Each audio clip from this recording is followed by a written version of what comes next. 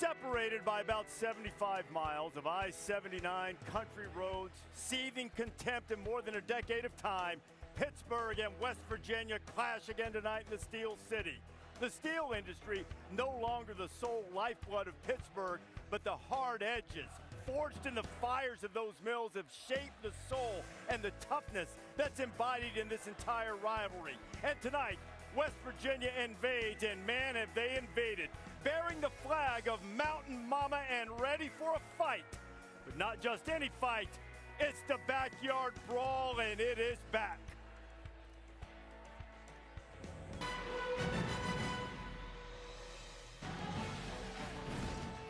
College Game Day, live from Pittsburgh, Pennsylvania, is built by the Home Depot. Proud sponsor of college football's premier pregame show. At the confluence of the Ohio, the Allegheny, and the Monongahela, they have waited for 11 years for a renewal of one of the great rivalries in college football, Pittsburgh and West Virginia.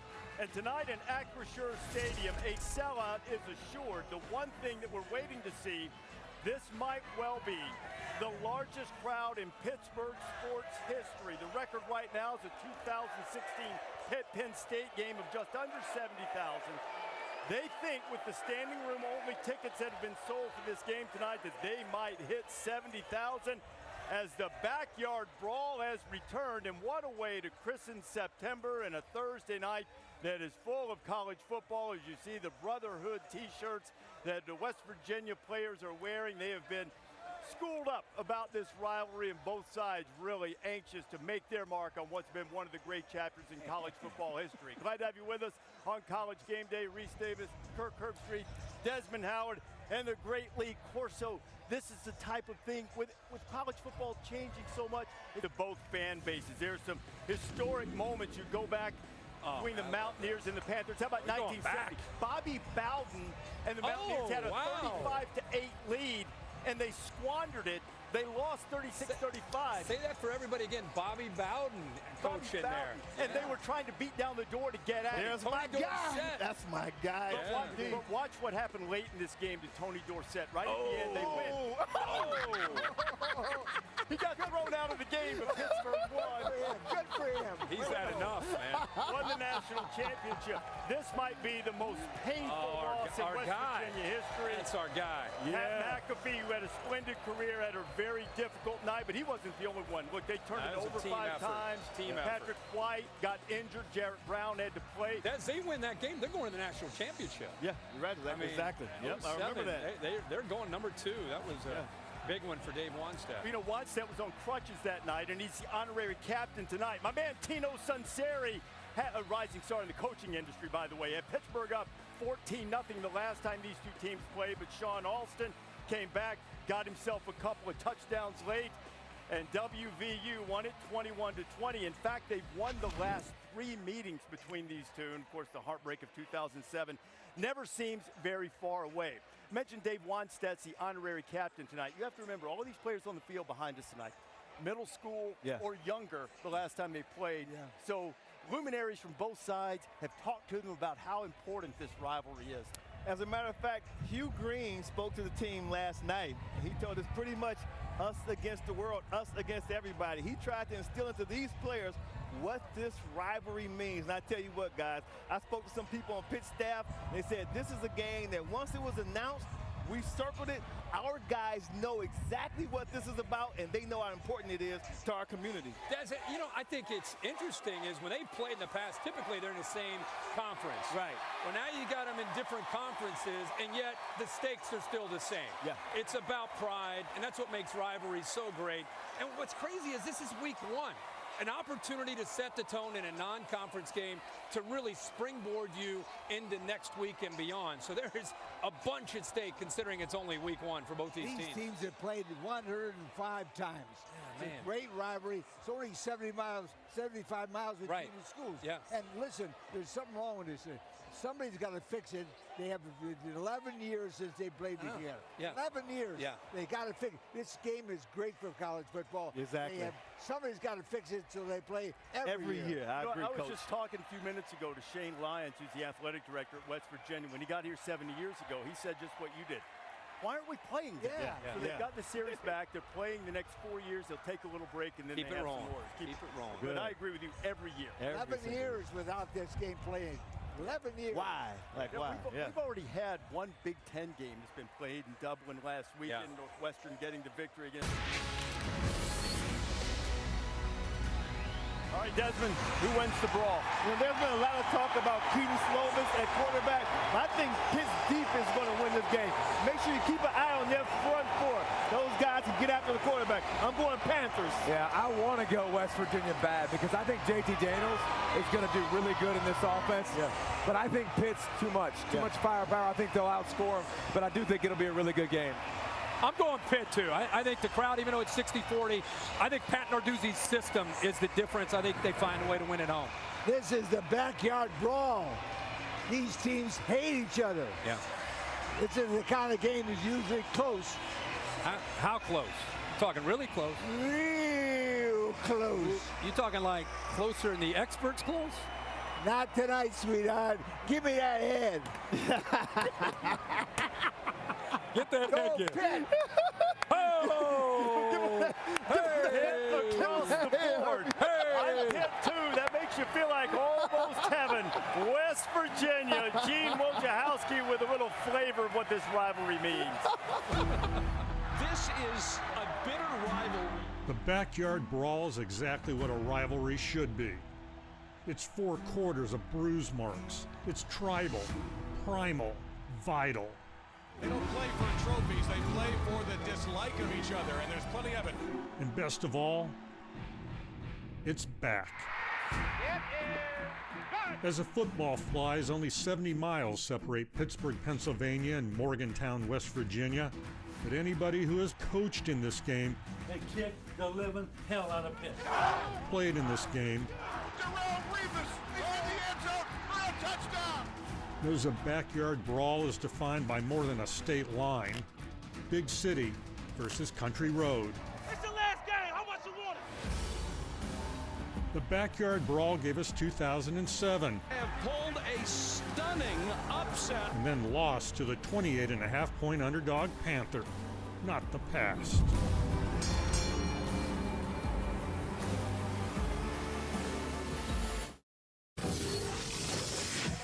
Welcome to Xfinity Kickoff Week.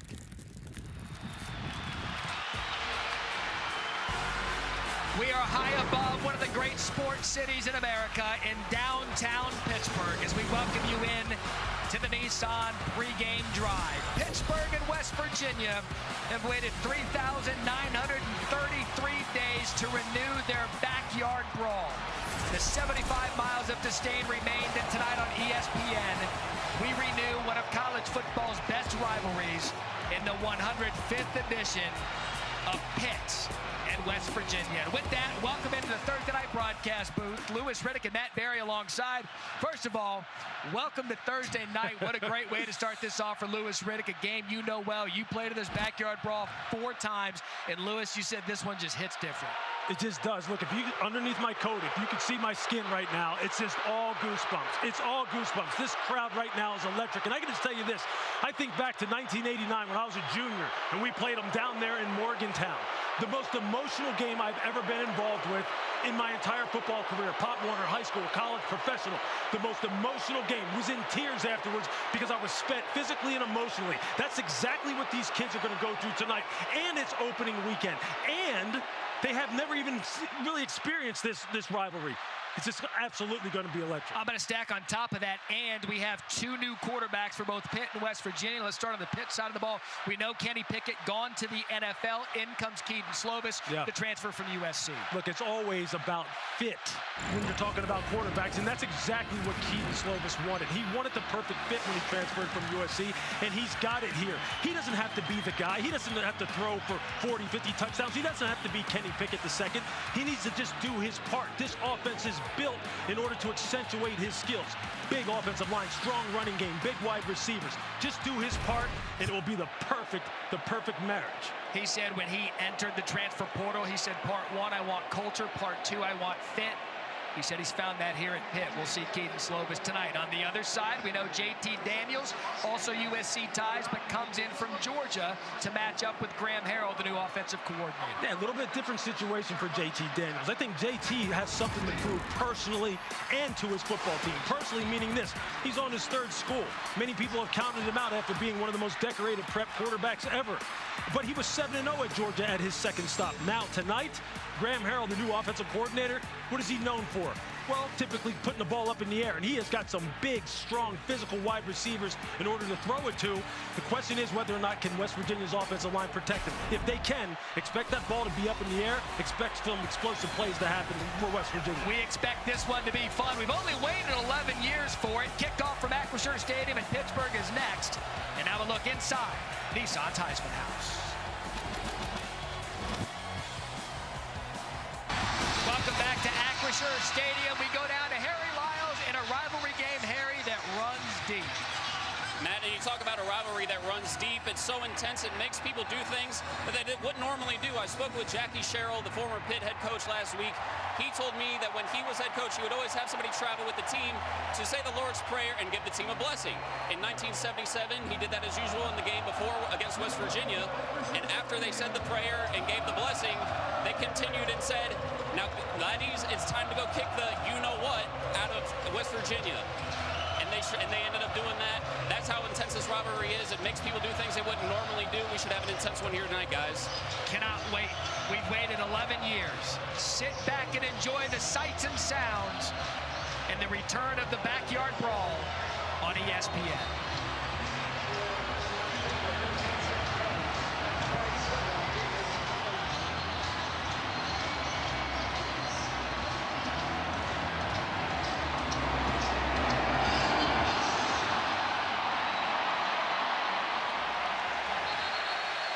So this is when we'll get our first look at the new West Virginia offense, Graham Harrell, and their starting quarterback, JT Daniels. Yeah, look, Graham Harrell said, hey, look, we're going to really tailor this offense to what we do best. We know we have big, physical wide receivers. We know we got a quarterback who can throw the football as well as anyone. He constantly talked about his ability to throw the deep ball, but let's just see how this offensive line that returns 5 starters goes up against one of the best pass rushing defensive lines in all of college football in 2021.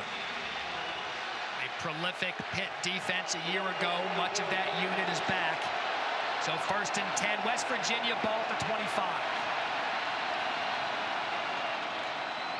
The give to Mathis, Tony Mathis, the running back, in a gain of 3, tackled by a name we'll call a lot tonight, Hava Baldonado.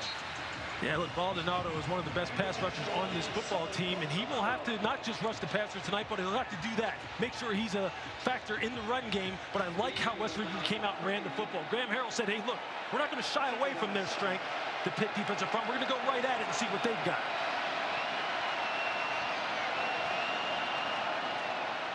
This time, Daniels pulls it, goes to the air for the first time, and that's a nice pitch and catch to Sam James and a first down, Mountaineers.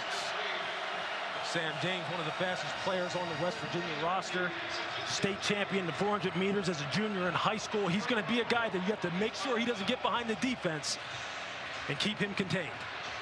And Lewis, as we noted throughout the week, the shortest of the West Virginia wide receivers at 6 feet. It's a mini basketball team out here, Matt. I'm telling you, Bryce Ford-Wheaton, 6'3", Caden Prather, 6'4". The Pitt DBs are going to have to be on it all night. Daniels muffs the snap, composes himself, forced down in the pocket, has a receiver along the sideline, and that's a great play by JT Daniels, finds Bryce Ford-Wheaton, gain of 22. Yeah, look, it throws the defense out of rhythm when the quarterback drops the center quarterback exchange. And really, the timing of the play gets out of whack. Maybe your eyes go into the backfield, but it's a nice job by J.T. Daniels, just sneaking out to his left and finding Bryce Ford-Wheaton down the sideline. So consecutive completions for Daniels. Ball in Pitt territory, spotted at the 40. Daniels again to throw. Swings it out to Mathis. Pitt's defense right there. That was Eric Hallett, one of the talented safeties, and a loss of 1 on the play. Look, Eric Hallett and Brandon Hill, his counterpart in the secondary, are going to be the guys who are going to have to make plays in the open field. You see here, J.T. Daniels gets the ball out to Tony Mathis, and making plays in space is what college football is all about. So tackling is going to be at a premium tonight. You can't miss too many of them against either one of these offenses.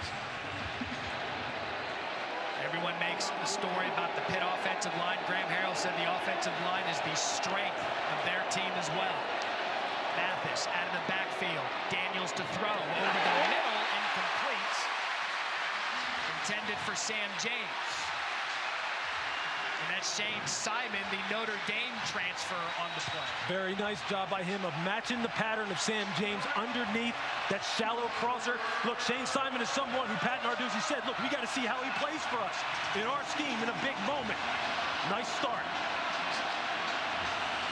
So 3rd and 11 now against a defense, 2nd in the nation in sacks a year ago. Big opportunity here for Daniels. Trips and movements. That's Wyatt Milam. False start. Offense. Number 64. 5-yard penalty. For 3rd down. Yeah, look, Wyatt Milam, they switch him from right tackle to left tackle from his freshman to his sophomore season. Graham Harrell said he's gotten a lot stronger. He's one of their best offensive linemen. But this crowd right now, look, it is tuned up in here. And on 3rd down, it's going to be tough. You're going to have to sit in there against one of the best pass rushing defensive lines again in all of college football. Good luck. Now 3rd and 16. High snap again. Ball's on the turf. Mathis falls on it. And it's going to be 4th down, West Virginia. Pitt able to stop the momentum of the Mountaineers. But there's no question about the fact that now that this is the first time that they've played in a game and emotions are running high, there's going to be some of these kind of mistakes. It's a matter of whether or not you can eliminate them or limit them to a certain degree until you can settle in, get a nice feel for how the quarterback is going to sound during the game in this noise, and get into your normal flow. Oliver Straw to punt. Conate Mumfield, the transfer from Akron, deep to receive for Pittsburgh. He's going to fair catch it there at the 11-yard line. We've had crowd, we've had emotion, and we also have the return of the backyard brawl. West Virginia punts. We'll see Keaton Slovis after the break.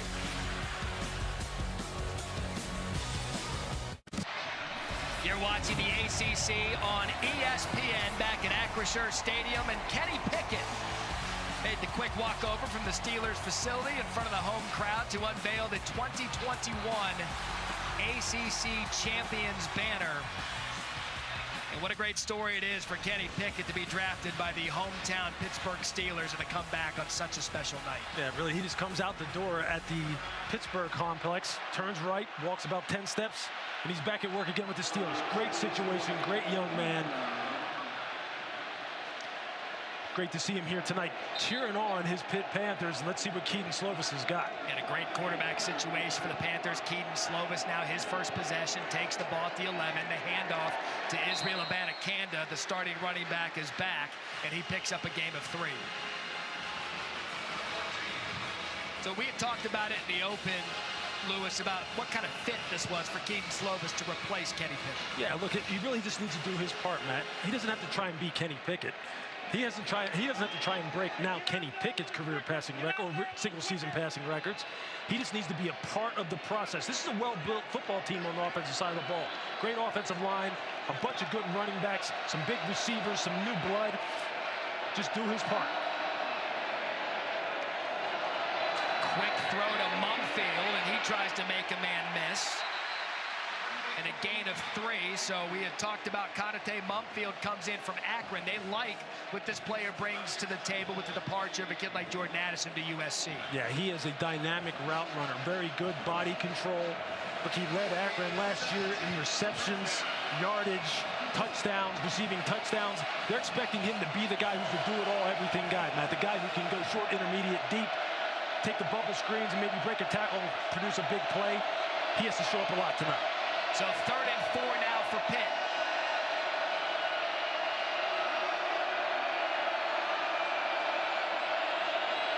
Play clock at 3. Slovis able to get it off. Pressure, sacked. That's Jared Bartlett who gets to Slovis in a loss of 9 and a great stop for the Mountaineers defense. Look, this defensive line, well, they knew that they needed to go ahead and step up to the challenge as far as the run and the pass. You're going to see Bartlett, who's really known for his speed and his ability to rush with finesse. And you see him right there. Him, Dante Stills, Taj Austin, they're going to have a big game tonight going up against one of the better offensive lines, one of the most experienced offensive lines in football. That's a great start for West Virginia's front 4. So a couple of punts early on. Sam Vanderhaar is going to have to punt out of his own end zone. Reese Smith situated at his 49, and Vanderhaar's punt is going to check in Pitt territory. So West Virginia's defense does its job after a punt of 37. We'll get a look at JT Daniels and that Mountaineers offense after this.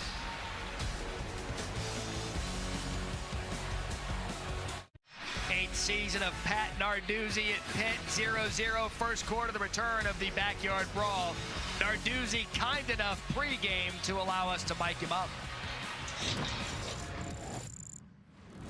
Corey, I'm not trying to be disrespectful. ESPN's got us hooked up, so you're on candid camera. Okay, all right. You're on camera right now. You ready for this crap or what? Huh? Yeah. How was your build up for one game. For one game, the brawl, you and me haven't been in before. What do we got to do with this damn thing? It's my first time. Don't these guys look good? Here we go! Let's go! Yeah, baby, let's go! Man, is he a Pittsburgh coach personified. We love the access in college football, so all the head coaches watching out there, we've got a microphone for you too every Saturday. Yeah, I think that's going to become something that maybe coaches want to do a little bit more, man. People love to hear it from the head coach, love to feel the emotion, and it's running high tonight. Ball at the 45, second possession for Daniels and the Mountaineers. Clean pocket. Daniels going to take his first shot of the night. Has a receiver, overthrows Bryce Ford-Wheaton and A.J. Woods on the coverage. But there's the deep shot, right? They're going to try and get the ball to Bryce Ford, who is 6'3", and then A.J. Woods, really the tallest Pitt corner. You see the little double move. You see the shoulder. You see him grab the jersey there. They kind of miss that. But that's the kind of thing that they're going to have to do. West Virginia wide receivers are going to have to win one-on-one, and Pitt's DBs are going to have to be aggressive and really challenge at the catch point. The give to Mathis, nothing doing as the Pitt defense corrals him, and a gain of 2. You know, Graham Harrell, really both coaches, Lewis, told us in the meetings that at least early on, because it's the first game, it's a feeling out process. That's exactly what it is. I mean, look, they don't really know what these teams are going to do schematically, offensively or defensively. I mean, there's a lot of new faces, a lot of new strategy that's being employed here tonight. So the first quarter really is a fact-finding mission. You're just hoping that you don't get burned in the process of trying to find out those facts. 3rd and 9. That's James out of the backfield looking for a block, cuts back. And Pitt's secondary there to corral James. A.J. Woods on the tackle after a gain of 5. And decision time now for Neil Brown in West Virginia. Yeah, you see they're constantly trying to get James the football in different ways in space, and we already said this is a space game in college football. They really make you defend every blade of grass. A nice job there by A.J. Woods and the rest of the Pitt defense rallying to the football, stopping him short of the sticks. So Neil Brown says they're really in no man's land. He's going to go for it. Ball to 39, 4th and 4.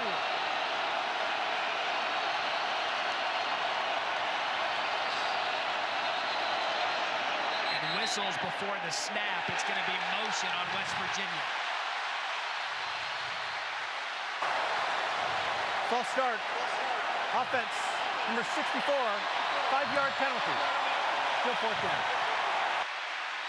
I'll tell you, last year in their season, mistakes.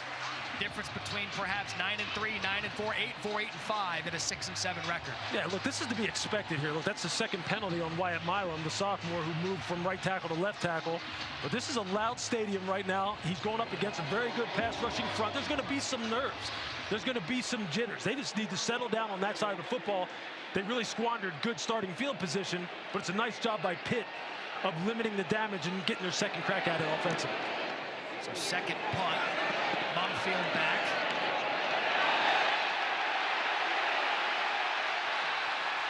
That might be special teams perfection.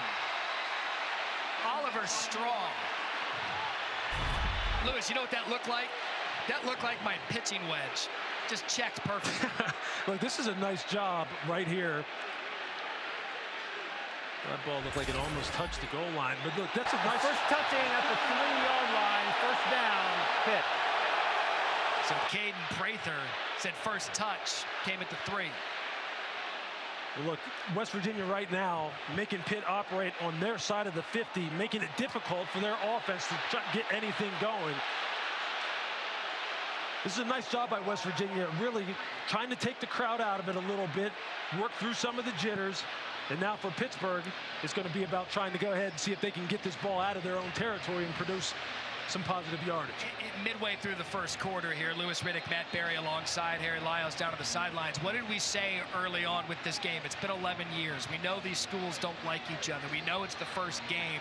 It's managing the emotion early on to get into a game flow. Yeah, exactly. And it's going to be something that right now Keaton Slovis and this Pitt offensive line are going to have to make sure they get things blocked up front, get some positive yardage, get the ball out of his hands quickly. And for West Virginia, it's got to be business as usual in terms of how they started off this game defensively, playing aggressive up front and getting off the field. Field position right now. Last Pitt drive, they started with the ball at 11. Previous play is under further review. The one on the field was the ball was touched at the 3-yard line. So our replay official tonight, Ronnie Ford, and Lewis, they're going to take another look at this of whether or not the ball crossed over the goal line plane. So we're going to step aside, go to break. We'll give you the official ruling after this. But for now, Pitt ball at the 3. They'll review it. Coming back next.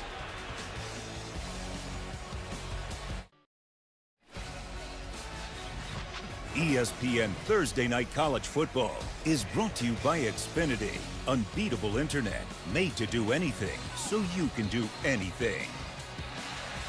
They are reviewing where the West Virginia special teams player first touched the ball. Let's bring in our rules official, Matt Austin. Matt, what do you see? Yeah, Matt, it looked like number 43 did try to catch the ball at about the 3.5, so he definitely muffed it there. That is an illegal touching spot, but if that ball did cross the goal line afterwards, that would still be a touchback. So after review, they let it stand. I'm not surprised they didn't have a great view. So ball spotted at the 3, 2 tight ends in for Pitt. And movement on the Panthers offensive line, Carter Warren. False start. Offense, number 77, half the distance to the goal, still first down. Lewis, this settle down.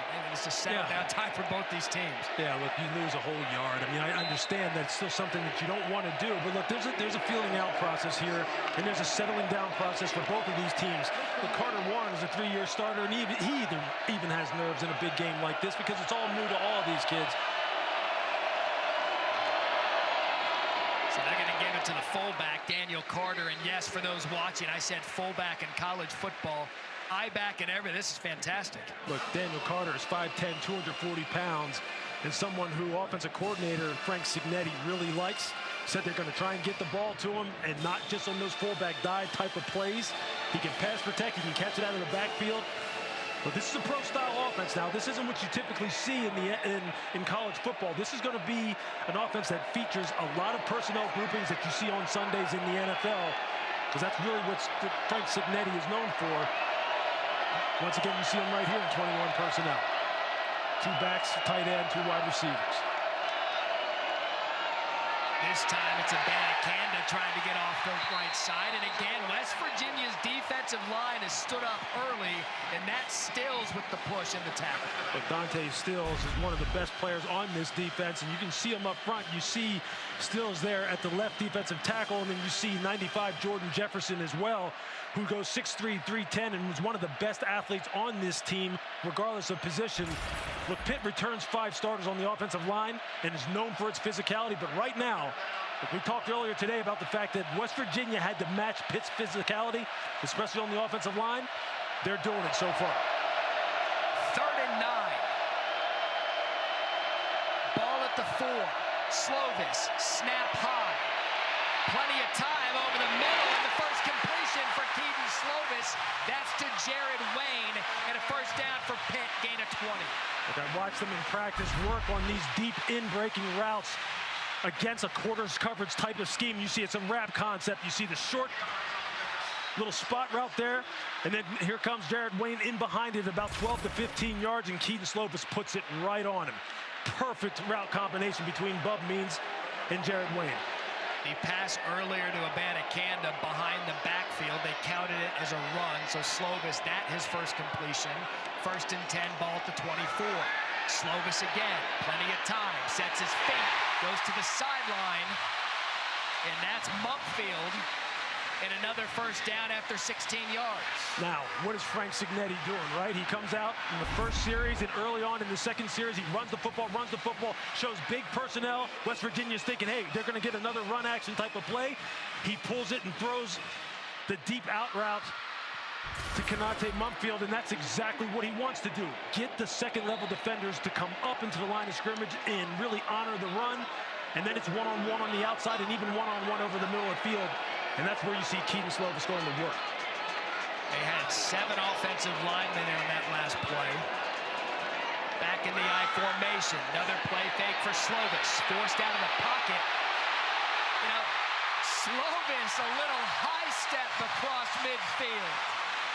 You know, I don't know at a Desert Mountain High School that he was listed as a dual threat quarterback, but that 14 yards moves the chains, and Lee Koba missed the tackle on the first down play. What they told me, do not sleep on Keaton Slovis' athleticism. And if you're going to give him the edge, just right there like Linnell Carr did, and you're going to lose contain on the pocket, he will take it and pick up first downs with his feet. He's no Kenny Pickett as far as running the football, but I can tell you this, he will pick up first downs if you're going to let him, just like he did. 3 straight first downs for the Panthers. Ball in West Virginia territory for the first time tonight. And that's Abanikanda off the right side. And again, it's that West Virginia defensive line. And that was linebacker Lance Dixon in a great tackle. Look, they have really improved their athleticism on this side of the football. And Lance Dixon is one of the very best athletes on this team as well. And you see him, watch him here, playing the stack backer position, just staying behind the football, staying square to the line of scrimmage. And he makes the perfect tackle. Perfect read, perfect tackle. They have a lot of good athletes on this side of the football, and they're showing up here early in this football game. Empty backfield now for Slovis. Comes in with 26 career starts, has experience at USC. Again over the middle, and it's Bub Means. Bubba Means takes it to the 30-yard line and a gain of 15. He's another transfer as Bub Means comes in from Louisiana Tech, started his career in Tennessee. Yeah, once again, you just see him run a little smash concept on the inside where Keaton Slovis just puts it on him, a little in-breaker about 5 yards, and then after that, against his own coverage scheme, he just has to find his way through traffic and make positive yardage after the catch. Bub Means is 6'2", 215. When you see him up close, but this guy is built like a mini-sized Brandon Marshall, thick lower body, strong after the catch. He averaged over 19 yards per reception last year at La Tech. You know he can make big plays. Again, this drive started at Pittsburgh's 3. Slovis momentum, has to climb the pocket, and he's brought down by Mallinger. That's going to be a loss of 3. West Virginia, their 2nd sack on the night. That's a nice job by Davis Mallinger. You're going to see him come on the rush on the outside against Abanikanda. And then he realizes, look, I'm too deep in the pocket. Let me turn, retrace my steps. Slovis never sees him. But that spear position that Mallinger plays along with Jazir Cox, the transfer from North Dakota State, It's a playmaking position. They're going to be involved in the run front. They're going to blitz. They're going to cover. That position should rack up stats in a game like this. Each time Pitt makes a big play, West Virginia's defense answers. So 2nd and 13. Abanikanda on the ground. Cuts it back to the middle of the field. And gain of 5. Lewis, look, you got to credit West Virginia's defense. Pitt, some momentum on this drive, and each time they're able to make a ball play, that defense, much improved, has showed up early. Yeah, it sure has. Look, the athleticism. Timeout for an injury to a defensive player. All right, so we got an injured West Virginia player. We'll take a look at him. 1:36 left in the first quarter. It looks to be Charles Woods, who's down on the field. The trainers will tend to him. This is a great start to college football this weekend, Saturday night. The top matchups of the day, week 1. I mean, I'd like to think our game gets it all started to set up Oregon and Georgia. Bo Nix leaves Auburn. He thought he was done with the SEC until he kicks against the defending champs and Stetson Bennett at 3:30 Eastern on ABC. And then the big one, 7:30. Oh, yeah. Notre Dame and Ohio State. Number 5, number 2, Marcus Freeman, C.J. Stroud. I say this every year, and I'm going to say it again. Is this the best opening weekend of college football ever? It's as good as it gets, man, and it starts here tonight. Look, this crowd is electric. This atmosphere is electric. That game, Notre Dame, Ohio State, let me just tell you this. In my pre-draft preparation last year, I remember watching Ohio State offense, and C.J. Stroud probably had one of the best throws I saw any quarterback make all year long. He threw a seam route on the second level about 20 yards down the field and fitted in a window of about 3 defenders. I was just sitting there going, oh, my God. Just look at this guy. Jackson Smith and Jigba, Travion Henderson, they are loaded. Ryan Day is one of my favorite people in college football. This is going to be a heavyweight battle. Marcus Freeman, what more can you say about him? Just an A-plus individual, and he's starting off with an A-plus opponent. We've got an A-plus game here in front of us. 3rd and 8, ball at the 29, Slovis in the shotgun. Again, has to use his feet because of the pressure. Ball completed. Not going to be enough for a first down. That was Wayne. So now decision time for Pat Narduzzi, and it looks as if he's going to send out the field goal unit. And why wouldn't you? Well, that's a nice job by West Virginia's defense of understanding the down and distance, making sure they match the patterns in their zone scheme quickly, eliminated run after the catch, so they couldn't run for the first down, forced Pat Narduzzi to send out his field goal team. So 42-yard attempts for Ben Sauls. Pittsburgh looking to get on the board first.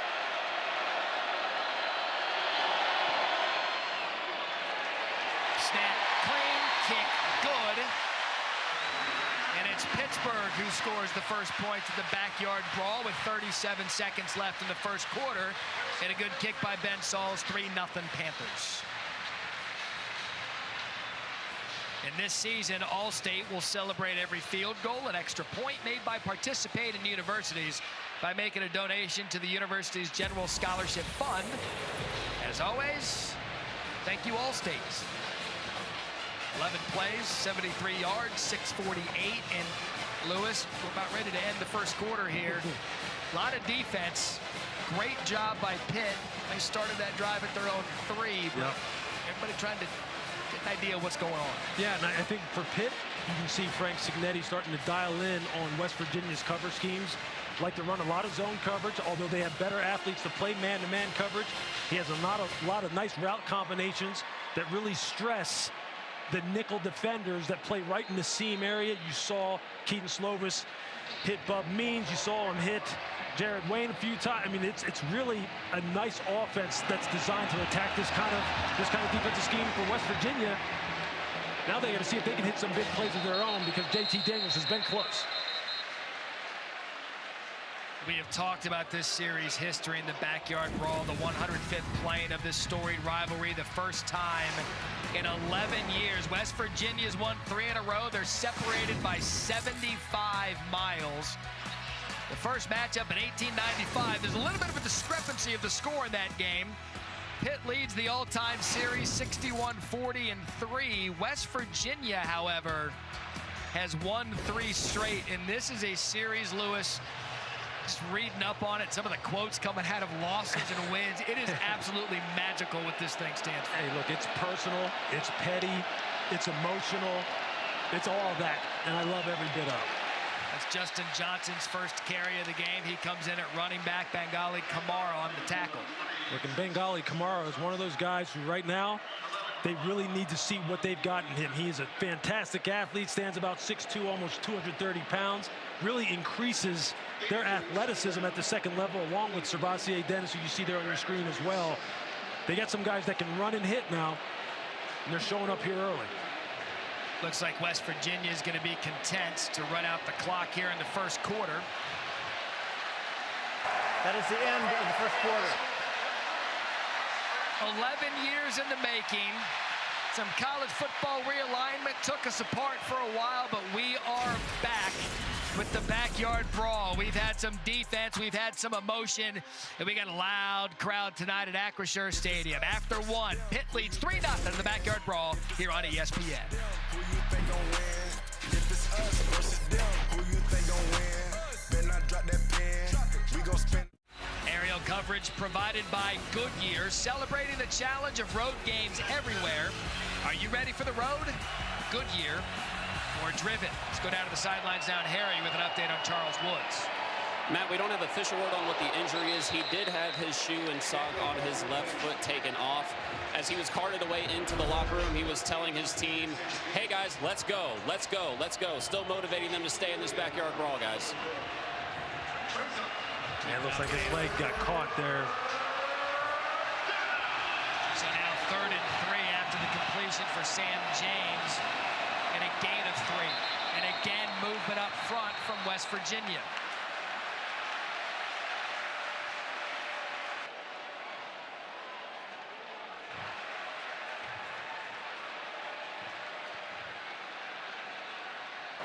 Delay game. Defense, number 95. Using quick and abrupt movements, which cause the offense to move. 5-yard penalty if the yardage results in a first down. So that was not early movement on West Virginia. That was mimicking moves on Devin Danielson. Yeah, you see, they had a late shift is what they were doing. They shifted the front right before the ball was supposed to be snapped. And sometimes guys get real animated when they're doing that. And look, they're trying to do it to see if an offensive lineman will jump. They're just trying to be slick about it. But hey, it's okay. All's fair in this kind of game. Anything that you can do to try and get an advantage on your opponent, they're going to try and do. Just line up and play again. Penalty yardage makes it a first down, West Virginia. Ball at the 37. And that's Johnson squeaking his way up the middle, and he's got a nice gain on first down, tackled by Kamara after a gain of 6.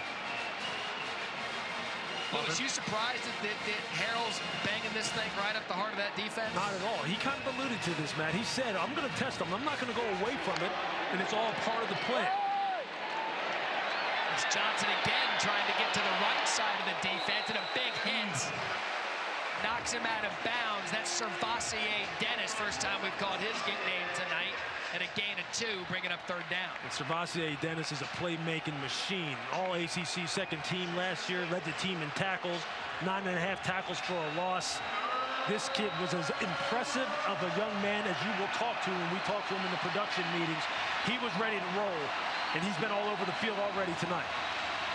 One of the Pitt captains, I think every question we asked, he was smiling, because he wanted to get out here and play in this backyard brawl, 3rd and 1.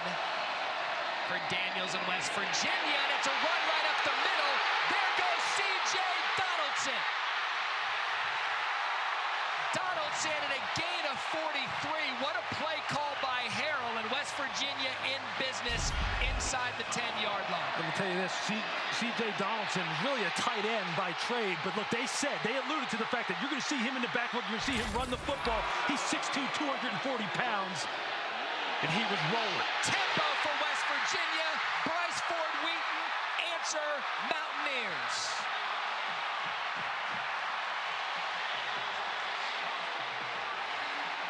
Matt, there's the one-on-one matchups we talked about. And the one-on-one matchups that we said that the West Virginia wide receivers are going to have to win. Use their size. Go up and take the ball off the top of the rim. Here's Bryce Ford-Wheaton matched up one-on-one against A.J. Woods. JT Daniels recognizes it immediately. Throws a little bit of a back shoulder. Defensive back can't locate the football. Is late play in the eyes and hands of the wide receiver. And it's 6 for West Virginia. And what a quick strike for West Virginia. The penalty extended the drive. The big run by Donaldson. And Bryce Ford-Wheaton in West Virginia, 6 plays, 75 yards. And they land the first touchdown punch here at the Backyard Brawl.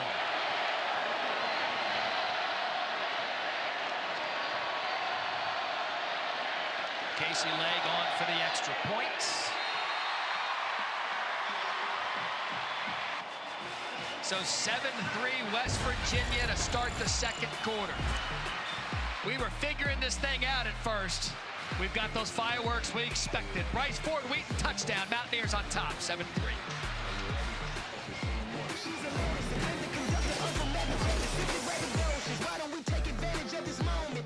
Quarter as we continue Xfinity kickoff week, and this is a rivalry with family ties that run deep down the field in Harry.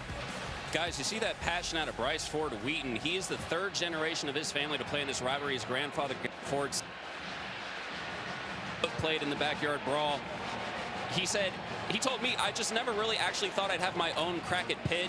He said there's really a hatred for them, and he told me, so just to finally experience that for himself and be able to play in this game is going to be a crazy thing, and he's making the most out of it, guys. You know, Lewis, the family ties throughout this rivalry run so deep. Bryce Ford-Wheaton was saying earlier, I can't wait for me to have my crack that my grandpa and my uncle got.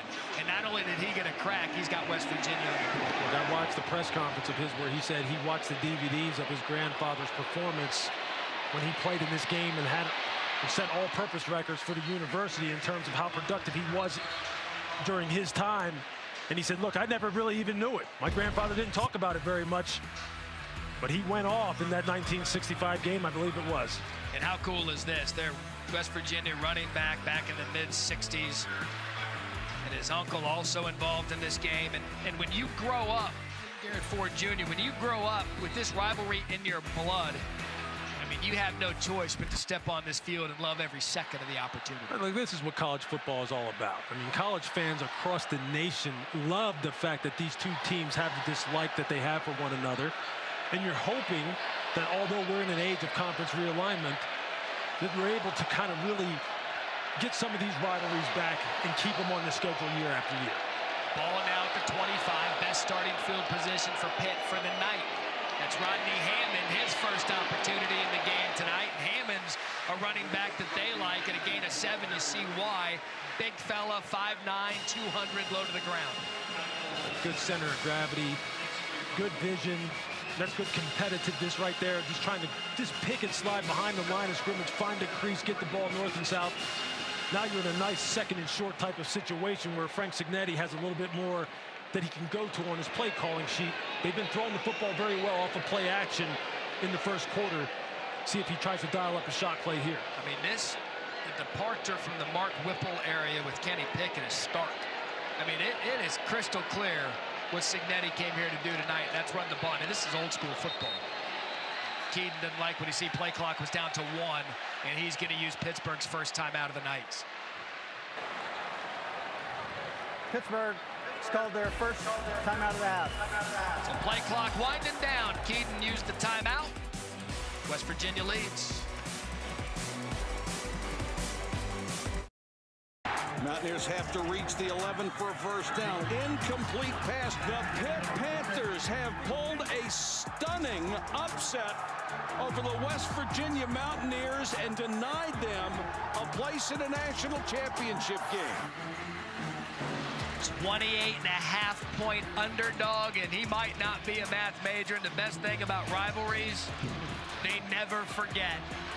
Rich Rod's. God, I love college football. It's like that. Rodney Hammond trying to get dirty. Gain of 1 to bring up 3rd and short. You know, it's cliche a lot to say when it's a rivalry, throw the records out the window. 2007, indicative of that. But you know what you and I loved about this matchup? It's week 0. There's no records, there's no nothing, there's no preconceived notion. Line up and play ball. Yeah. Optimism reigns supreme for both fan bases right now. Offensive line, running game. The legs of Rodney Hammond and a gain of 8. You saw Slovis get out of the huddle quickly. They came up. Hammond with the ball, moved the chains, Pittsburgh. Look, again, just good old power football, running the football downhill. Rodney Hammond is just one of those guys, averaged 4.9 yards per carry last year, 5 TDs in 21. Look, the combination of him and Abanikanda should yield some very, very positive results for Pittsburgh throughout the duration of this 22 season. And you see them, they're rolling them in there, trying to keep them fresh. Frank Cignetti doing what he does. Run, run, run, play action pass, hit him over the top. Here comes the play action now. Slovis to the sidelines, picked off. They're going to say Wesley McCormick was out of bounds. He read it perfectly, Matt. He read it perfectly. Wesley McCormick, the JMU transfer. You see him step in front above Means, just can't get that 1 foot down. But look, this is something that defensive coordinator Jordan Leslie talked about. The fact that, look, I can do different things with this secondary than I could with previous versions. We're much more athletic. We can play more man-to-man. We have size. We have speed. That's an example of it right there. Wesley McCormick almost coming up with a huge turnover in plus territory. So now just an incompletion, 2nd and 10. And the give to Sebo Flemister, another Notre Dame transfer on this roster, and big Dante Stills there for no gain. Again, the defensive front. Ruling on the field was a fumble recovered by the offense. You can see Dante Stills strip Flemister right there at the end of the play. He already knows that the ball is out. But that's just a nice job of running down the line of scrimmage.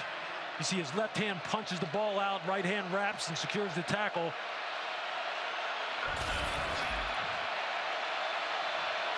It's another 3rd and long for Slovis and Pitt. Play clock to 5. Slovis, plenty of time back there.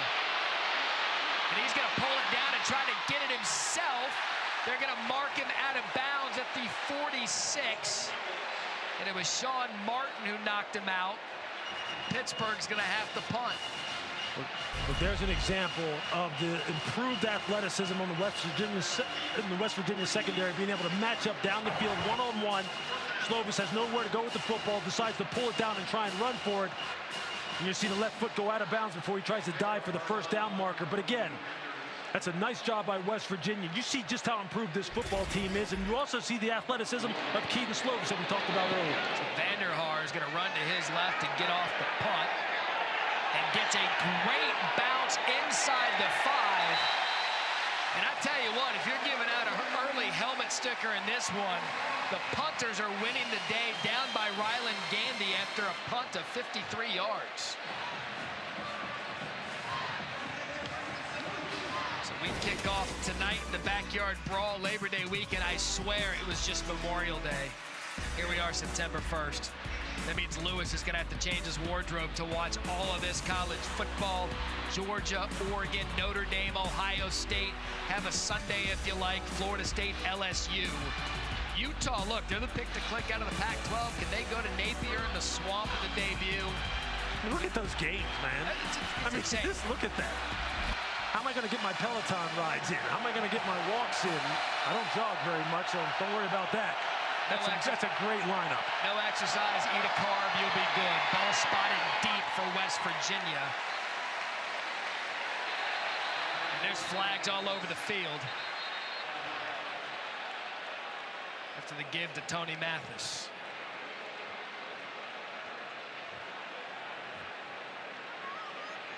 But these teams have done a pretty good job of keeping their emotions contained. But look, you know it's going to spill over at some point.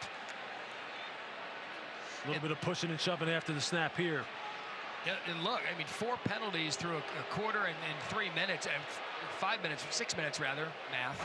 It's been clean. After the play, personal foul, late hit, offense, number 64, half brings to the goal. The down counts, 2nd down.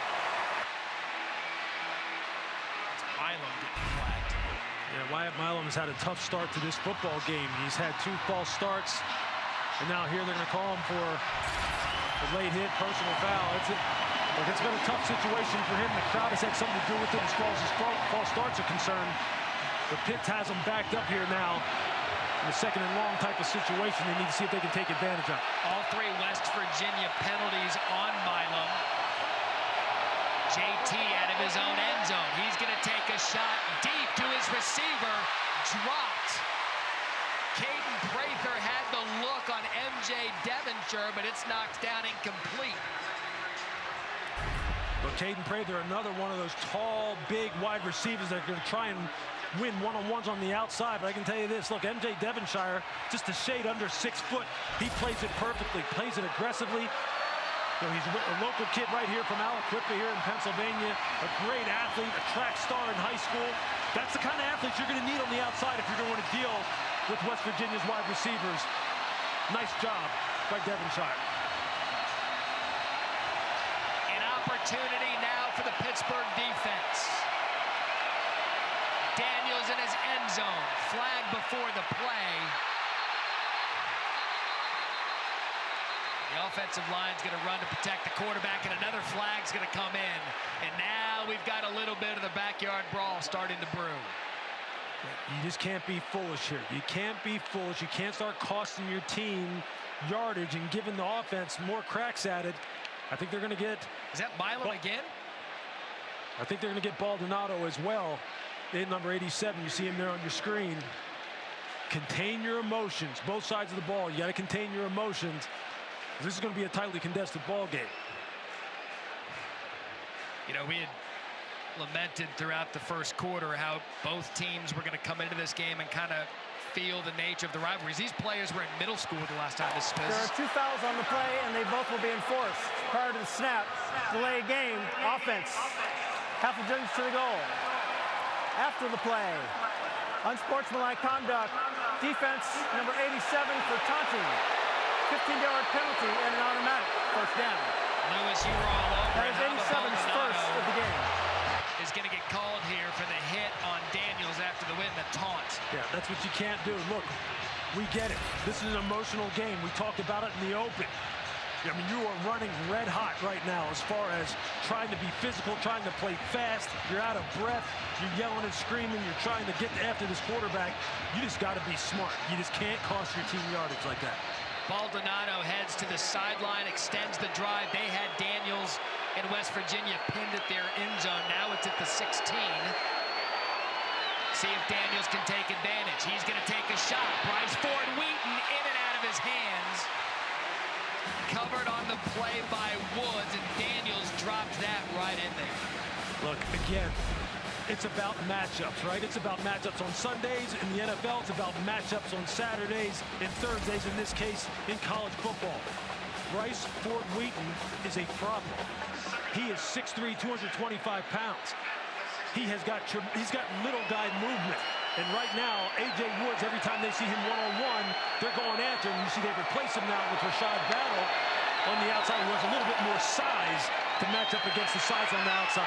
Daniels forced to throw it away. Pressure came in from Deslin Alexander, one of the captains on this team, wearing that famous number 5 jersey.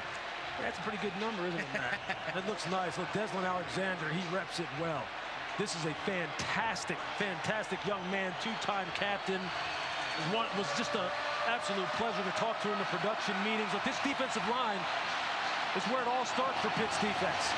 They are going to have to get after JT Daniels, because I'm telling you what, JT has honed in on certain weaknesses on the Pitt defense to see if he can exploit.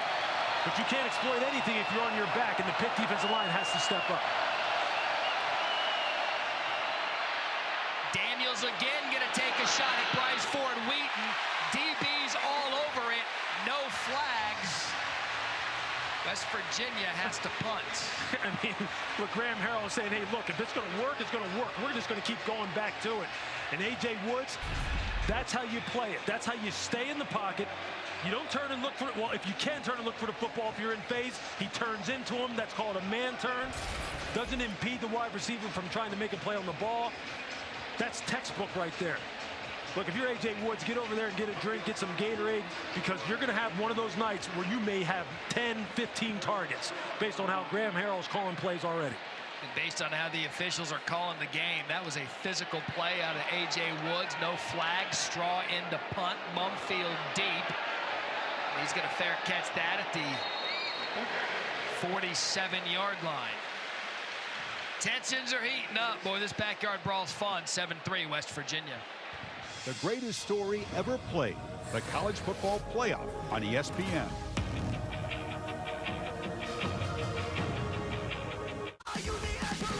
Notre Dame, Ohio State, Saturday on ABC. ESPN Thursday Night College Football is brought to you by Chick-fil-A. It's the little things that make game day worth celebrating. Sometimes kickers can be the hero in a rivalry game. We've seen it throughout the history of this one, the 105th play into the backyard brawl. First time in 11 years, Pitt has the ball. Here goes Rodney Hammond to the sideline, and Hammond's been the guy for Pittsburgh tonight at a gain of 14 and a first down. Yeah, you see a little bit of a power scheme with some pullers, some double teams, and getting the ball downhill with a fullback in the backfield. You see right side of the line blocks down. You got a puller coming around, 55 Marcus Minor. And I'll tell you this, Rodney Hammond, he's playing with an attitude tonight. I got a chance to talk to him down on the field along with the Abanikanda, and they knew they were going to play a big role tonight. And Frank Cignetti is calling their names early and often. Hammond, the leading rusher, 4 carries, 29 yards. Fullback in motion, flag on the play.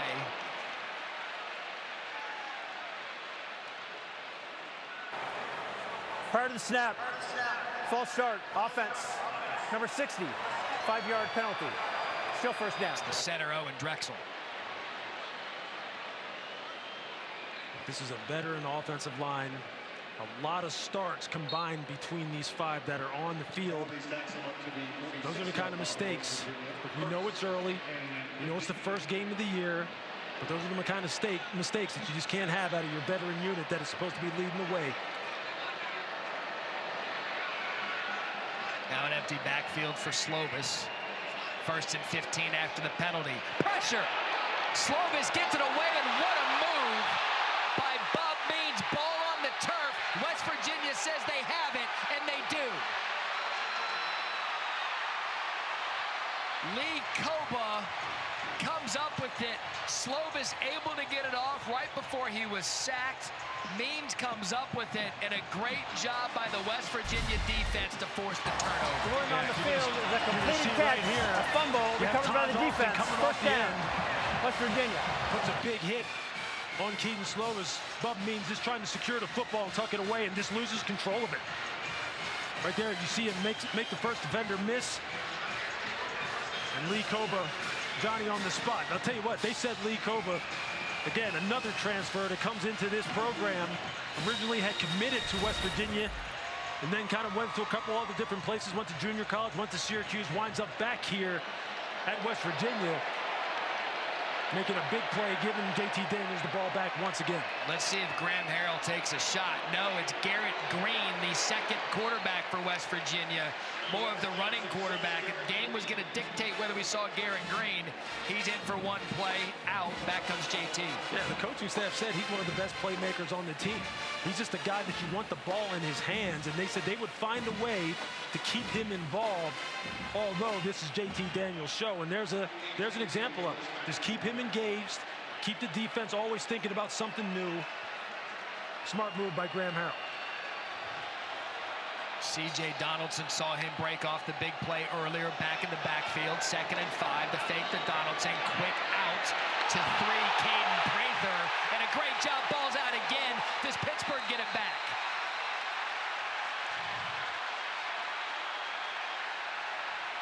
I think they do. They do. So a turnover-free game, and then in just about consecutive plays, 2 fumbles by receivers. Rolling on the field with a catch, a fumble, recovered by the defense. First down. That's the talented safety, Eric Hallett, that comes up with it. You see Marquez Williams, you see him take on the block and get the ball out. That's a fantastic play by the 5'9", 180-pound corner. And then when you're running to the football, that's what you do. You got to scoop and score. You got to run to the football because you just never know when your opportunity is going to come to make a big play. Look, Eric Hallett and Brandon Hill, the two safeties for Pitt, are two of their best playmakers. Played a ton of snaps in 2021. Came up with big plays over and over again for that ACC championship winning team. And they come up with a big one now, giving Keaton Slovis the ball at the 35, the plus 35. See how Cignetti calls this ball play 1st and 10. Hammond still in the backfield. Quick jet sweep to the right side. And that was Means. They give Means the ball right back after the fumble. You know what that shows me? That shows me Cignetti's like, kid, you're going to still be involved in this game. You got to stay with it. Oh, by the way, good for them. Look, that's what you love about college football. These are young men just having a good time playing in a big-time rivalry. A rivalry they didn't know anything about until they walked out on this field here tonight. And they're letting it all out. And that's a part of it, the emotion of the game, the celebrations for the big plays. You gotta love it. The old turnover dunk. Play fake. Time. Slovis to the sideline. And that's gonna be Mumfield. Conate Mumfield, the route. Lance Dixon on the coverage. Good shot by Slovis. It's a beautiful pass and a great route by Mumfield at the top of his route, sticking the defender inside, coming back outside. Just watch. Look at that. I mean, that's just right there. That's on rails, man. That's on absolute rails. And Keaton Slovis just delivers a perfect ball off of play action, 12 personnel, 2 tight ends, 2 wide receivers. As a matter of fact, they had an extra offensive lineman in to make West Virginia think they were going to run it and run the play action. Great play call. Ball now at the 18. Slovis and Pitt trying to score off the turnover. Here goes Rodney Hammond running hard. Hammond's been the ball carrier for the Panthers tonight. Brought down by Aubrey Burks. Gain of 12. Now inside the 10. Jordan Jefferson missed the early tackle. You see the right side of the Pitt offensive line just getting Stills turned out, creating a crease for Hammond to get downhill. But this is really what they want their DNA to be. They want to test your will. They want to test your physicality. That's who Frank Cignetti is. And then they want to go ahead and bring your second-level defenders up off of play action and hit you on those intermediate shots. Now they got big personnel in again. They got an extra offensive lineman shifting. That's Jake Cradle. Big boy football. Hammond up the middle. 1st and goal. Jordan Jefferson brings him down after a gain of 2. And Lewis, offensive coordinators, they'll tell you they're going to play backs, but they're going to ride the hot hand. And right now, that's Rodney Hammond. There's no question. And look, he's getting some good blocking, no question about that. But he just has nice vision, a nice, steady, methodical running style, low center of gravity, good yardage after contact. And he's making the plays. And look, they've got some really good runners here. Abanikanda. Look, Carter's going to run the football a little bit. Hammond, Sebo Flemister. They're stocked at running back, and they're going to use them all. You'll see them all in there at some point tonight. 2nd and goal. Slovis the fake to the end zone. Misses his receiver. Overthrows Mumfield. Slovis is going to want that one back. I think that ball was tipped at the line of scrimmage. Otherwise, that was a touchdown. Because Mumfield ran a beautiful whip route, came in, came back out. You're going to see it right there. That's X-ray low on the tip. Good eyes from Lewis, but you're right. It was open for the touchdown. Yeah, that would have been 6. They had the perfect play call on. Again, Mumfield, the best route runner that they have, but X-ray low played some good football for this team. Has been a good special teams player in his career here at West Virginia. Big play by him. Big play for the Pitt offense. Neil Brown runs down to the sidelines. He wants a timeout.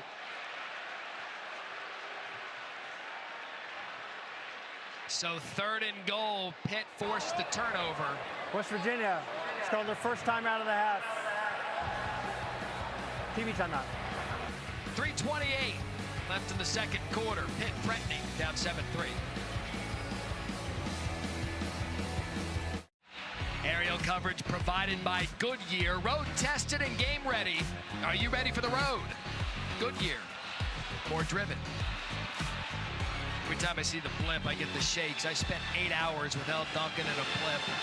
at the national championship. Not an indictment on L, but 8 hours in a blimp is a lot.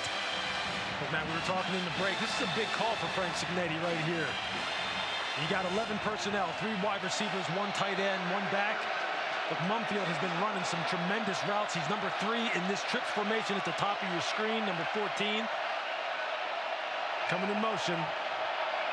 Ball at the 4, 3rd and goal. Are they going to run it? They do. That's Hammond trying to muscle his way into the end zone, and they rode the offensive line. Pitt back on top.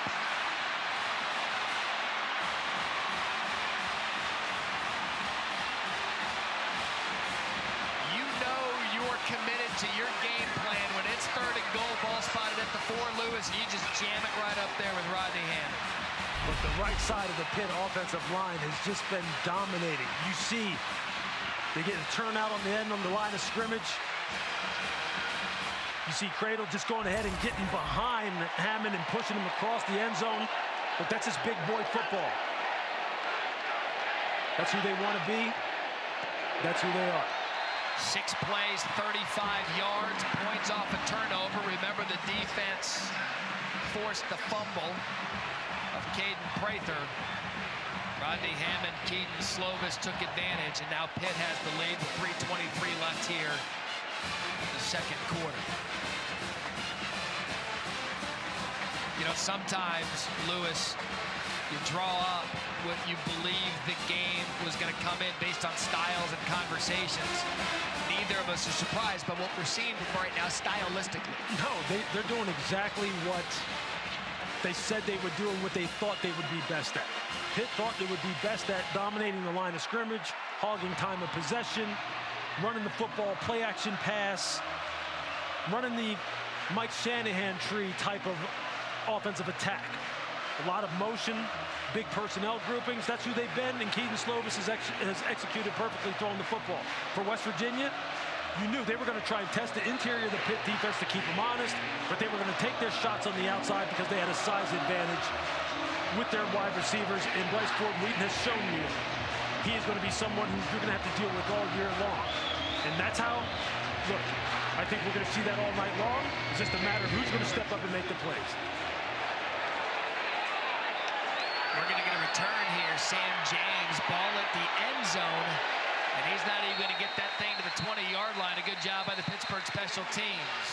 Sunday night, the inaugural All-State Louisiana kickoff game between Florida State and LSU at Caesars Superdome in New Orleans. Coverage begins at 7:30 Eastern. Brian Kelly in his debut at LSU. Then Monday night, second of the Chick-fil-A kickoff games, Mercedes-Benz. There's Clemson. They got Georgia Tech Monday at 8 p.m. Eastern. Will this be a different year for DJ Uiagalelei and that Clemson offense? What a great weekend of college football we had. So JT and the Mountaineers, 2 timeouts left. Ball just shy of the 20.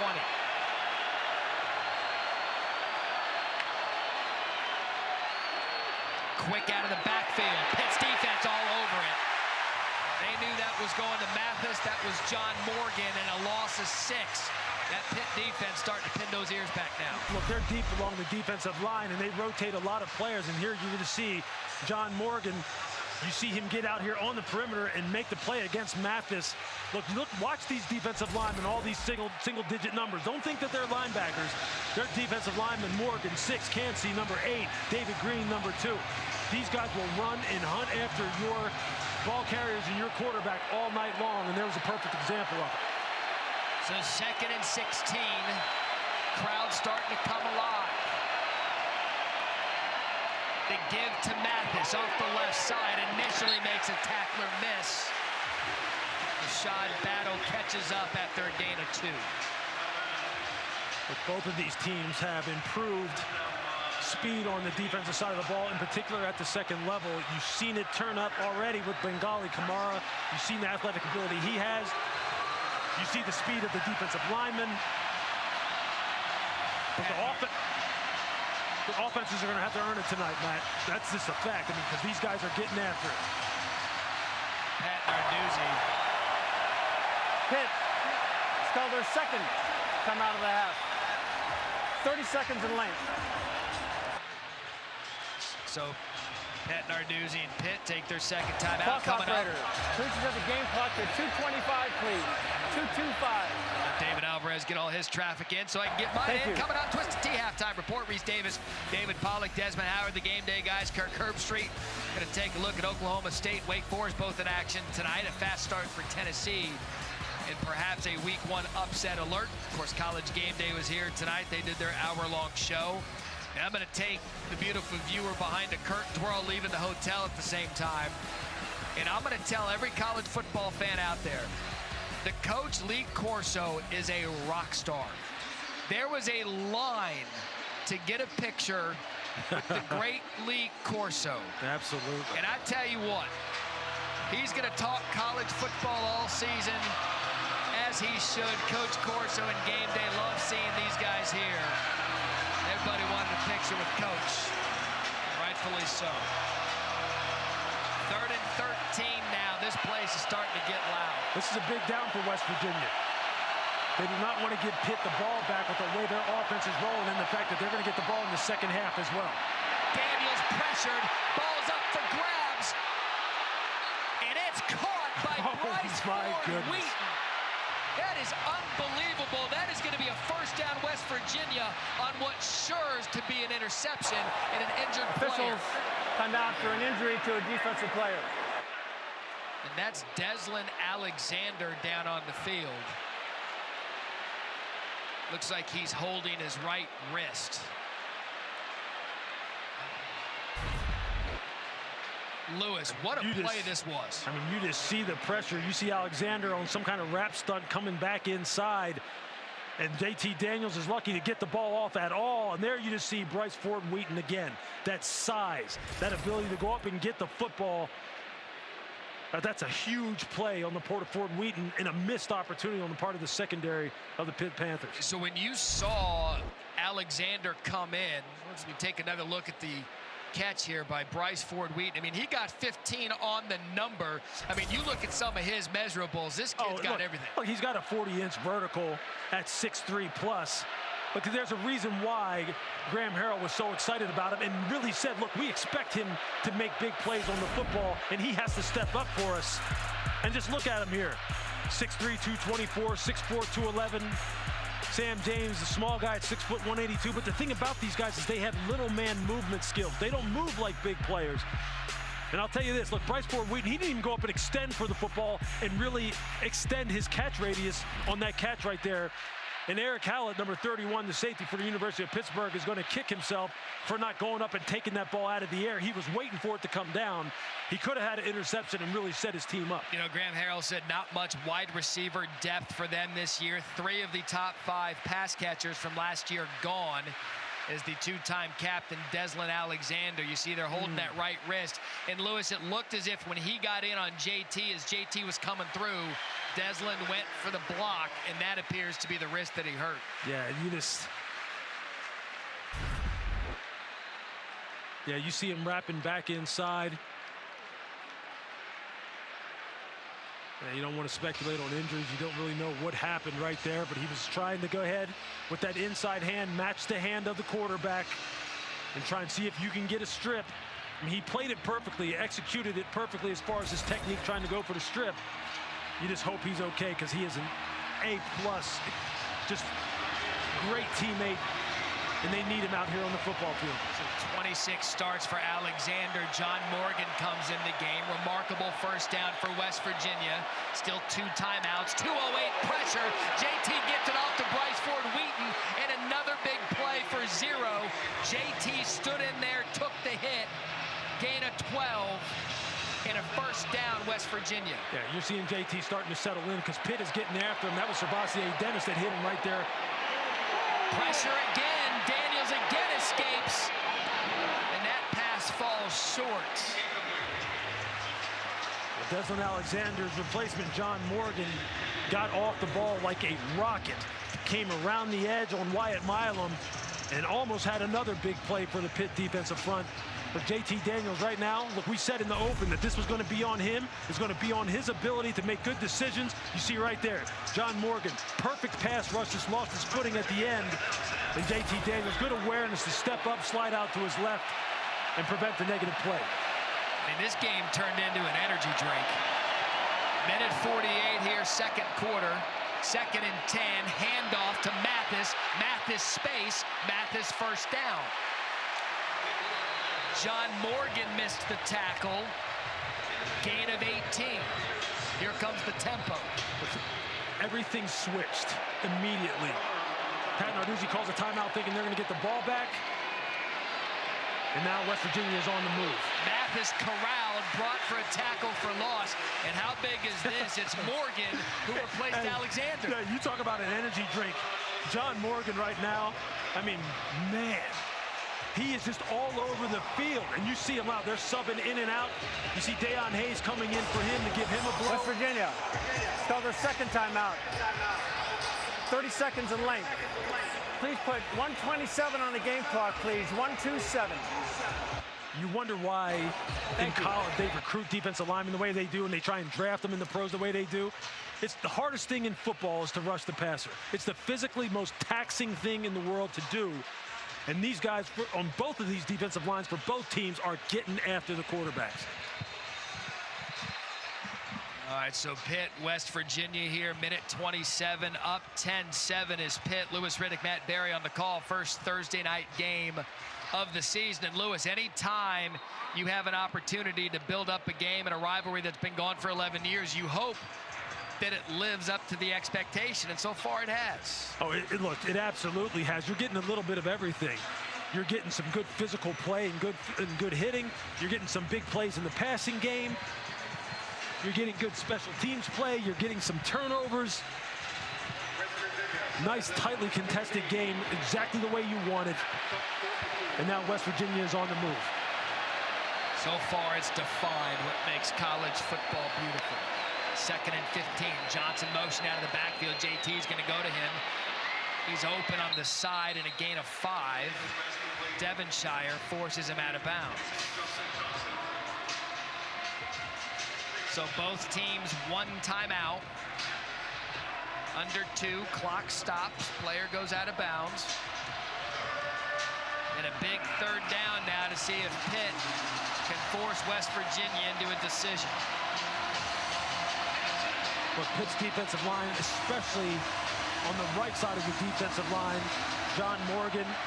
Now Baldonado is back in at the right defensive end. They've been having some success on Wyatt Milam. Trips up top. Caden Prather the reception.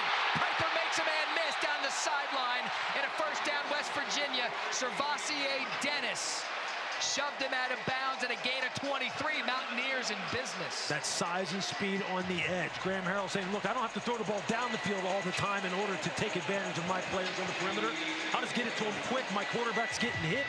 I need to get it out of his hands. Pitt's defensive line is kind of dialed in and really getting after my guy. I'm just going to run a little wide receiver screen and let my guys do the rest. And you miss a tackle out there on the edge, it can be 6 in a hurry with the speed and size West Virginia has. Plenty of time for Daniels in the offense. Johnson in the backfield. That's where JT goes. He gets out of bounds. Shane Simon with the tackle and a gain of 6. You see a nice little adjustment here by Graham Harrell again. Trying to get the ball coming off a defensive player. Set the play clock 40 seconds, please. Thank you. So the Notre Dame transfer going to have to sit out a play. Solomon DeShields will take his place. Yeah, you kind of like how Graham Harrell, like I was saying, is managing this drive, this situation. He's reading the tea leaves. He sees that his quarterback is getting hit. He's trying to get it on the edge to his playmakers because they've shown you tonight they can make the big plays with the ball in their hands. Ball at the 10. Johnson stutter steps his way to the right to no avail. And a gain of 1 as the clock reaches 1 minute. 1 timeout left for West Virginia. Deion Hayes brings him down. So Deion Hayes is going to have to play a big role in this football game now that Desmond Alexander is out. Highly recruited prospect, highly valued prospect coming out of high school. 6'3", 275 pounds. Another local product here in Western Pennsylvania. 12th play of the drive. Just over 30 seconds left in the half. Pitt showing pressure. Daniels to throw. across the middle. And now they're going to have to take that timeout because they're going to be shot short of the first down. Rashad Battle tackles Bryce Ford Wheaton. And they're going to let the clock run loose. They're not doing anything yet. Let the clock wind down, use it, kick a field goal, go to half. It seems like the plan. Well, that was a nice drive. Well, they escaped disaster by the big play that Ford Wheaton came up with on third down in the jump ball situation. Where I think Neil Brown will take that. I'm sure he would have obviously preferred 6, but he'll take that kind of situation. Let's call the third and final timeout. 30 seconds in length. Game clock operator, please put 4 seconds on the clock. 4 seconds. And so ACC football, what a great night this is for their conference and the Big 12 respectively. We got an ACC football lineup. Boston College taking on Rutgers at noon, followed by Miami. Look, you got Mario Cristobal's debut at the U, taking on Bethune-Cookman. An ACC primetime football, Louisville and Syracuse, 8 p.m. Eastern. ACC Network. Spoke to the commissioner of the ACC before the game, came up and said hi to us. See if they can find their way back into the playoff picture, the champions of the ACC. What's that dance? What did he just do? Missed that? I sure did. It's probably good. We're better off for you missing that. Tell you what, hey. That's all right, man. People are having fun here. Good clock management, though, by JT. You said they'd rather 6, but to get them down the field, 12 plays, 74 yards, and a chance to tie this game going into the half. Look, Pat Narduzzi thought he was going to get the ball in good field position here and maybe go in and tack on another score and then get the ball at the start of the second half. And West Virginia flipped that entire script on him, throws the ball down the field here and have a chance to tie it up. Rosa Award watch list, all-name team, Casey Legg.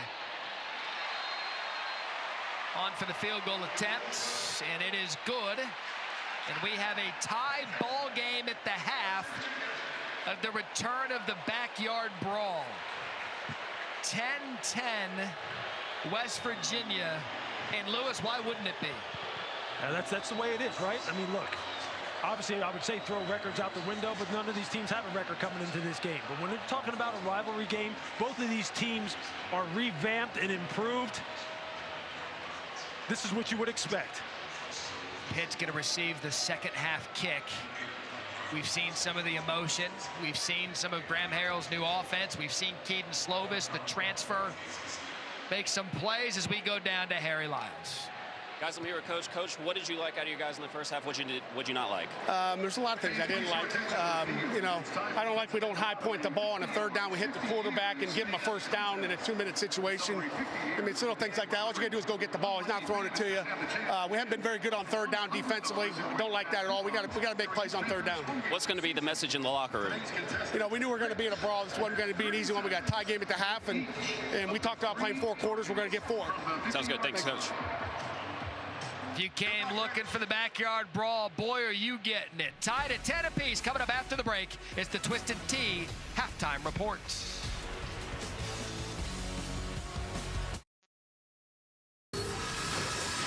Welcome back to Xfinity Kickoff Week. When you wait 11 years, this is what you want with the backyard brawl. 10-10, start of the third quarter, as we now take a look at tonight's game flow, brought to you by Progressive. Look, we told you for West Virginia that Bryce Ford Wheaton was going to play a big role in this game. How's 9 targets for you? 5 receptions, a touchdown. Look, he's on pace to have almost 20 targets in this football game. This right here, that's the play Pat Narduzzi was talking about, that they have to go up and take the ball out of there. And then the Pitt running game, Rodney Hammond, 7 for 47, averaging almost 7 yards per carry. And just look at the right side of this deep offensive line. Just powering, won't be denied, getting the ball in the end zone. But both of these teams are playing true to their DNA and who they are and who they want to be. We'll see more of this in the second half. And if the second half is as exciting as the first half was, Matt, we'll take it. Total yardage, West Virginia 187, Pitt 154.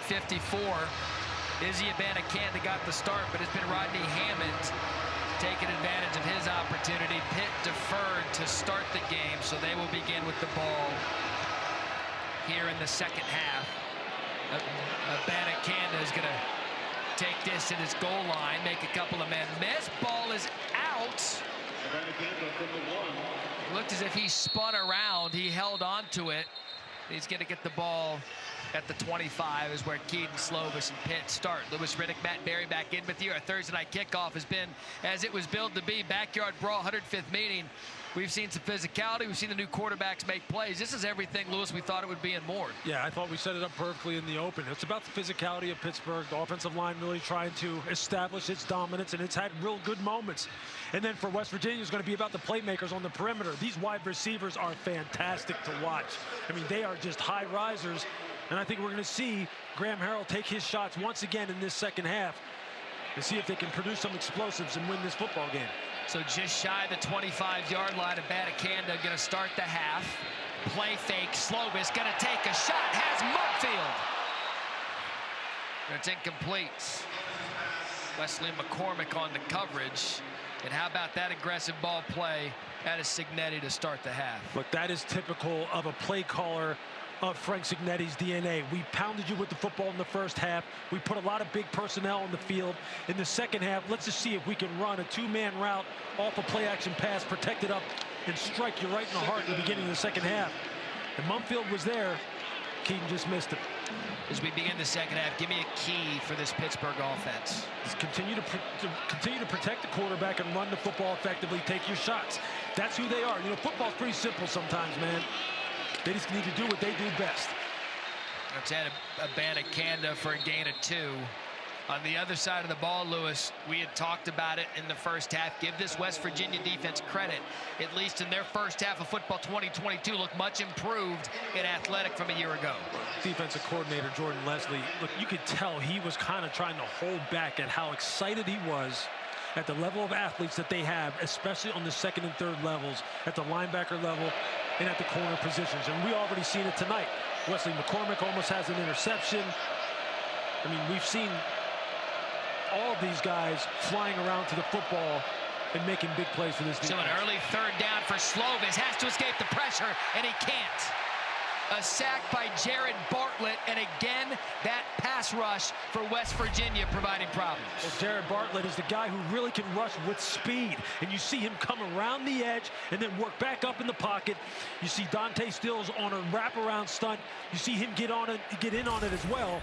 But the reason why you can do that and you can work your moves is because the secondary is doing its work. That's great team defense. That's just how you want to start if you're West Virginia. And go 3 and out. Give the ball back to our offense. And that's how the game started for Pitt. Same thing. 3 and out. They got close. Punt is blocked. Special teams coming up big. Scoop inside the 5-yard line. And just like that, Louis Riddick in all 3 phases opportunity. Defense, special teams. And that is Hershey McLaurin coming up with the play for the Mountaineers. Yeah, look, you just got to say, this is on the punter. He's just got to get that ball out quicker than that. And that is just a critical error on the part of the punt team for the University of Pittsburgh, deep in their own territory. Now, you didn't take advantage of the fact that you possibly could have had an extra possession at the end of the first half. You get the ball in the second half, you turn it over here when you're trying to punt it out of your own territory. For West Virginia, job well done. That was Taj Alston. Blocked the punt. McLaurin came up with it. And the Mountaineers are in business. 1st and goal. JT Daniels has the ball inside the 5. The give to C.J. Donaldson, the big freshman trying to muscle his way into the end zone. And how about that for the Mountaineers? First punch at a halftime. Take the lead. Touchdown.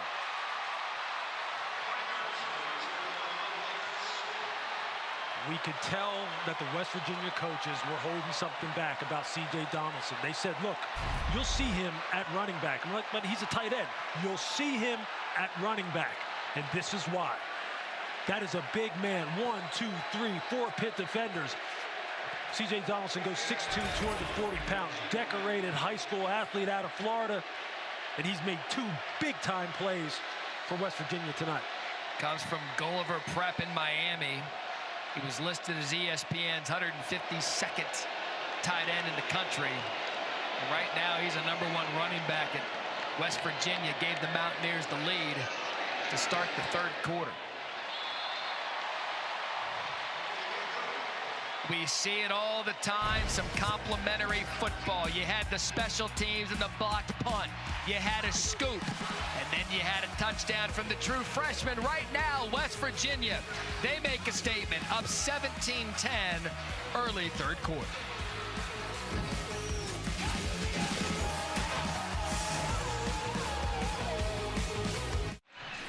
You're watching the ACC on ESPN. West Virginia up 17-10 after the blocked punt. And we talk about everything we love about college football. Here's one, double numbers.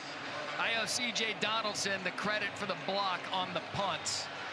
I think West Virginia's got 3 number 12s. Don't you love college football? Well, I'll tell you this, that number 12, that young man on your screen, he's had a big night. He's had a very big night, and that is just a timely play. So 17-10 West Virginia. Let's go down to Harry. Guys, I spoke with Neil Brown coming out of the locker room. He said he was glad his team played with emotion and didn't get too emotional, which is something that he obviously had emphasized to us earlier in the week.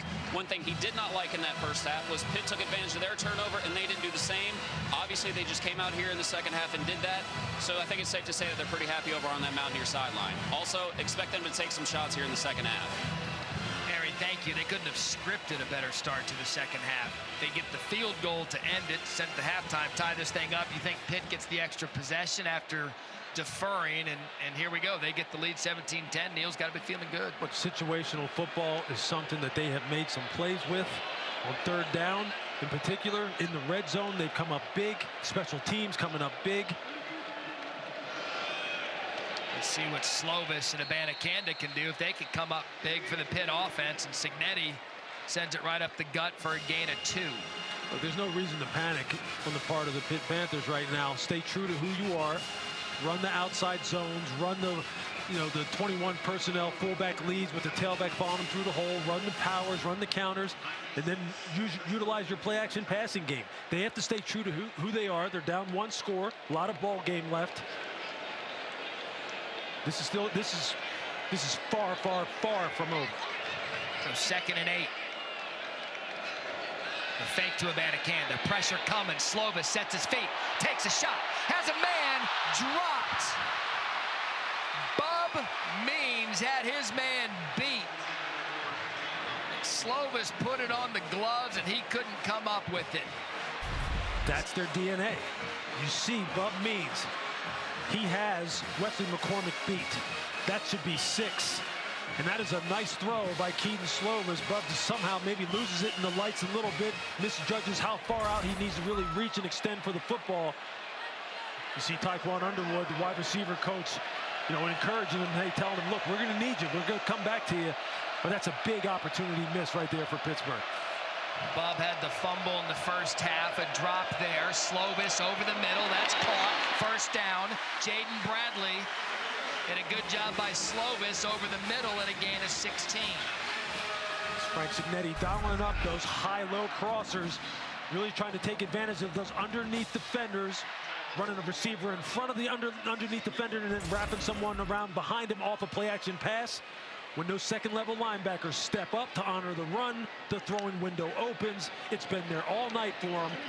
There's another example of it. Hit 4 of 8 on third downs tonight. Slovis continues to hit chunk plays with his arm.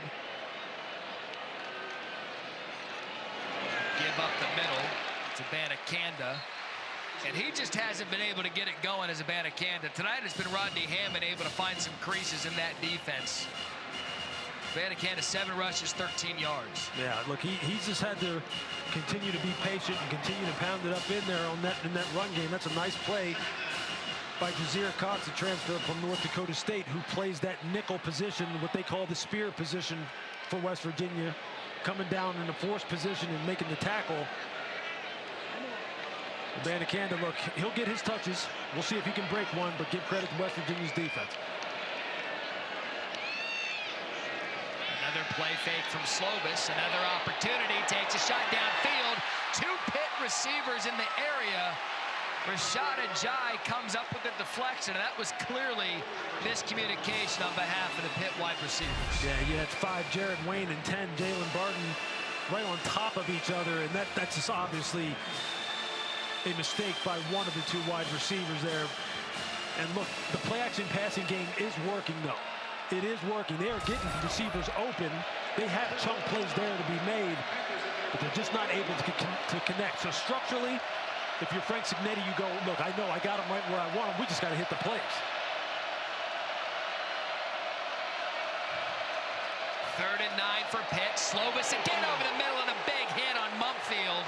And that was Marcus Floyd, who just laid the shoulder pad on Mumfield, and it's going to bring up a 4th down. That's what this game is all about. Marcus Floyd driving downhill on that slant. Good clean hit. Leads with his shoulder, keeps his head out of it. Stays on the shoulder pads as far as the hit is concerned.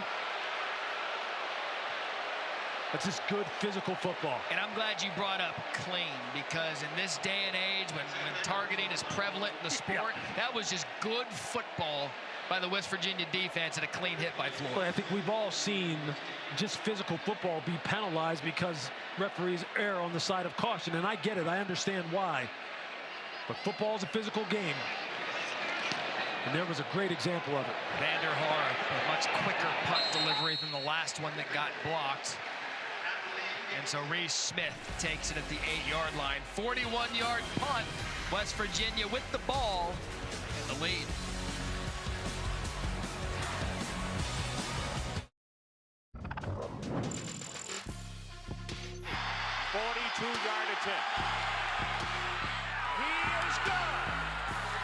Excellent job by both teams, but Pittsburgh, a remarkable comeback. 50 years from now, Ron, they'll talk about this one here.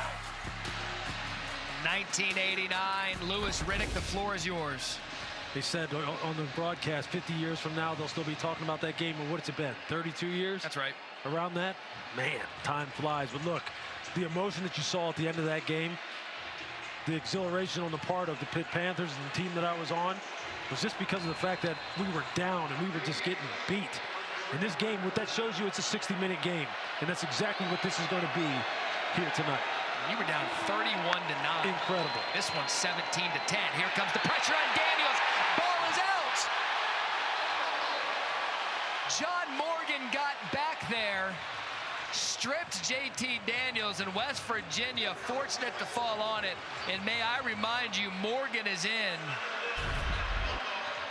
for the injured Desmond Alexander. John Morgan is just absolutely terrorizing West Virginia right now. On the left side of their offensive line is having all kinds of problems trying to make sure that the pass rushers coming off the edge stay off of their quarterback.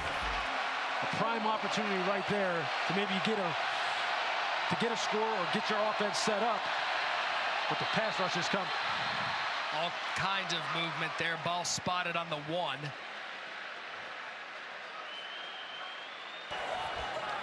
False start. Offense. Number 53. Half the distance to the goal. Still 2nd down. It's West Virginia's 5th penalty of the game. Lewis, you're right. When you're pinned up in the end zone, and you've got that crowd back there, and the defense is the calling card of this team, it's an opportunity here for Pittsburgh. But West Virginia has shown that they can get out of these kind of situations because of the playmakers they have on the edge. Run right up the middle, and a good job by Mathis to give West Virginia a little bit of space. Gain of 5. Kamara brings him down. Well, that's a nice tackle by Bengali Kamara, making sure that Mathis didn't break his tackle and get off to the 3rd level. Remember last time, personal foul gave West Virginia the 1st down. Pressure again, and again JT Daniels stays in the pocket. That's Sam James. What a completion on 3rd and long. It was 3rd and 12, gain of 21. Look, Pittsburgh is just absolutely assaulting the West Virginia line in his coverage on Sam James and gives up the big play. It's Mathis on the side throw off, and he's done it well. Look, we said in the open too. Look, it was a different set of circumstances for him as opposed to Keaton Slovis. Slovis was all beyond him, and he has delivered. Look, he has stood in there. He has taken some wicked shots, and they have made some big-time plays. 2nd and 10 now for Daniels. Coming on a little slip screen there. Incomplete. It's intended for Prather. It's a nice job again by Kamara, reading that screen, dropping back into his zone coverage responsibility, getting a good break on the football, making a short tackle. But the increased athleticism at the linebacker position for Pitt with Kamara and Shane Simon is clearly evident in this football game in terms of how much speed and how much power they're running to the football with. Something to watch now. College football does not play preseason games, as we know. Late third, early fourth, fresh legs, fatigue. Who's going to be the first team to show it? Is Daniels on third and long. It's incomplete.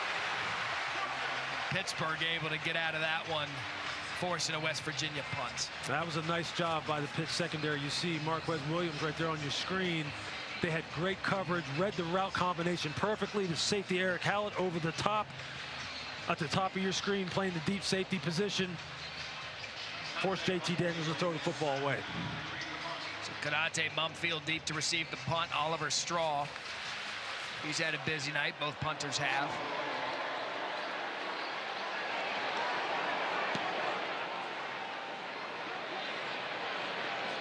Mumfield the fair catch at the 35-yard line. And it's back and forth. We've got some punches in the backyard brawl. West Virginia leads midway through the third, 17-10.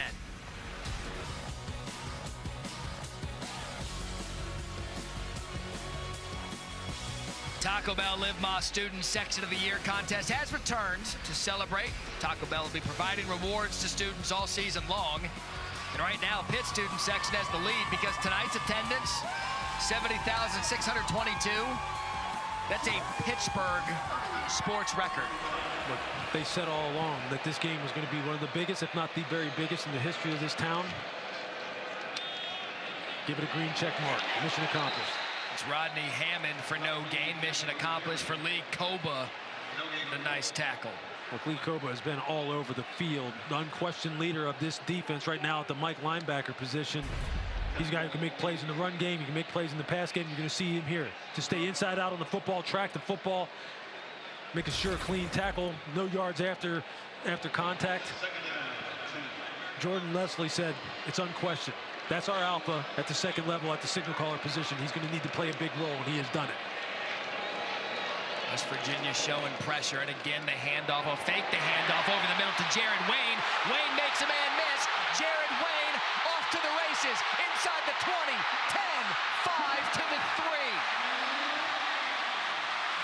What a perfect fake by Keaton Slovis. Aubrey Burks chases him down, 64-yard gain. We've been saying it all game long that off of the play action pass, the second level defenders have been jumping up into the line of scrimmage to try and stop the run game, and that the windows are there. They just have to hit them and then catch it and then run with it.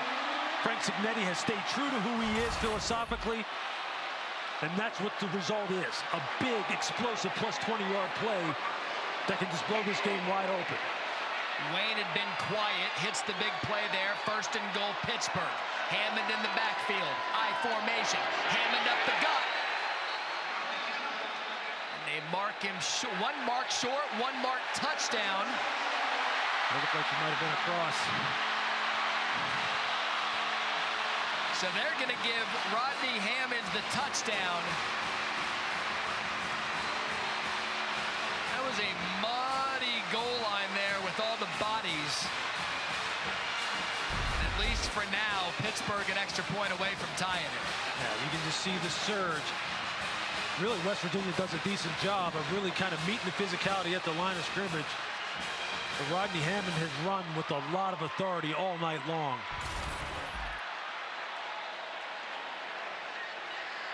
So again, one line judge. Yeah, that was a bad angle. Had it Couldn't really marked. see it right there. The other called it a touchdown. We review all scoring plays. We really need to take a look at that one. We didn't have a real good look at it, a real good angle. The ruling on the field was a touchdown. The previous play is under further review. Ronnie Ford, our replay official. Let's bring in our rules official, Matt Austin, see if he's got some eyes on it. Matt, it was a 2-for by the line judge. One said no, one said yes. What do you see? Well, it looked like as he got spun around, it looked like his backside did hit the ground before the ball came across the line of scrimmage. But is it definitive? The replay official may have to cobble two views together to actually see, did the ball break the plane of the goal line? All it has to do is get past the very front edge to be a touchdown. Yeah, you can't really but from there, it looks like he slid in. It's all on your view. You're right, Lewis. There, it looked as if he's across. Here's another angle at it. There you see the left elbow was down on the ground. Right there. Right there, you see the elbow down. I don't think the ball's across. I don't think that's going to be a touchdown. Lewis, did you want to do a running tally of the season of your replay calls? I mean, it's a layup. It's a layup. But I think this one. All right. You know what? Should we? I'll take the good ones. Okay. How about that? Let's run a tally of the good ones.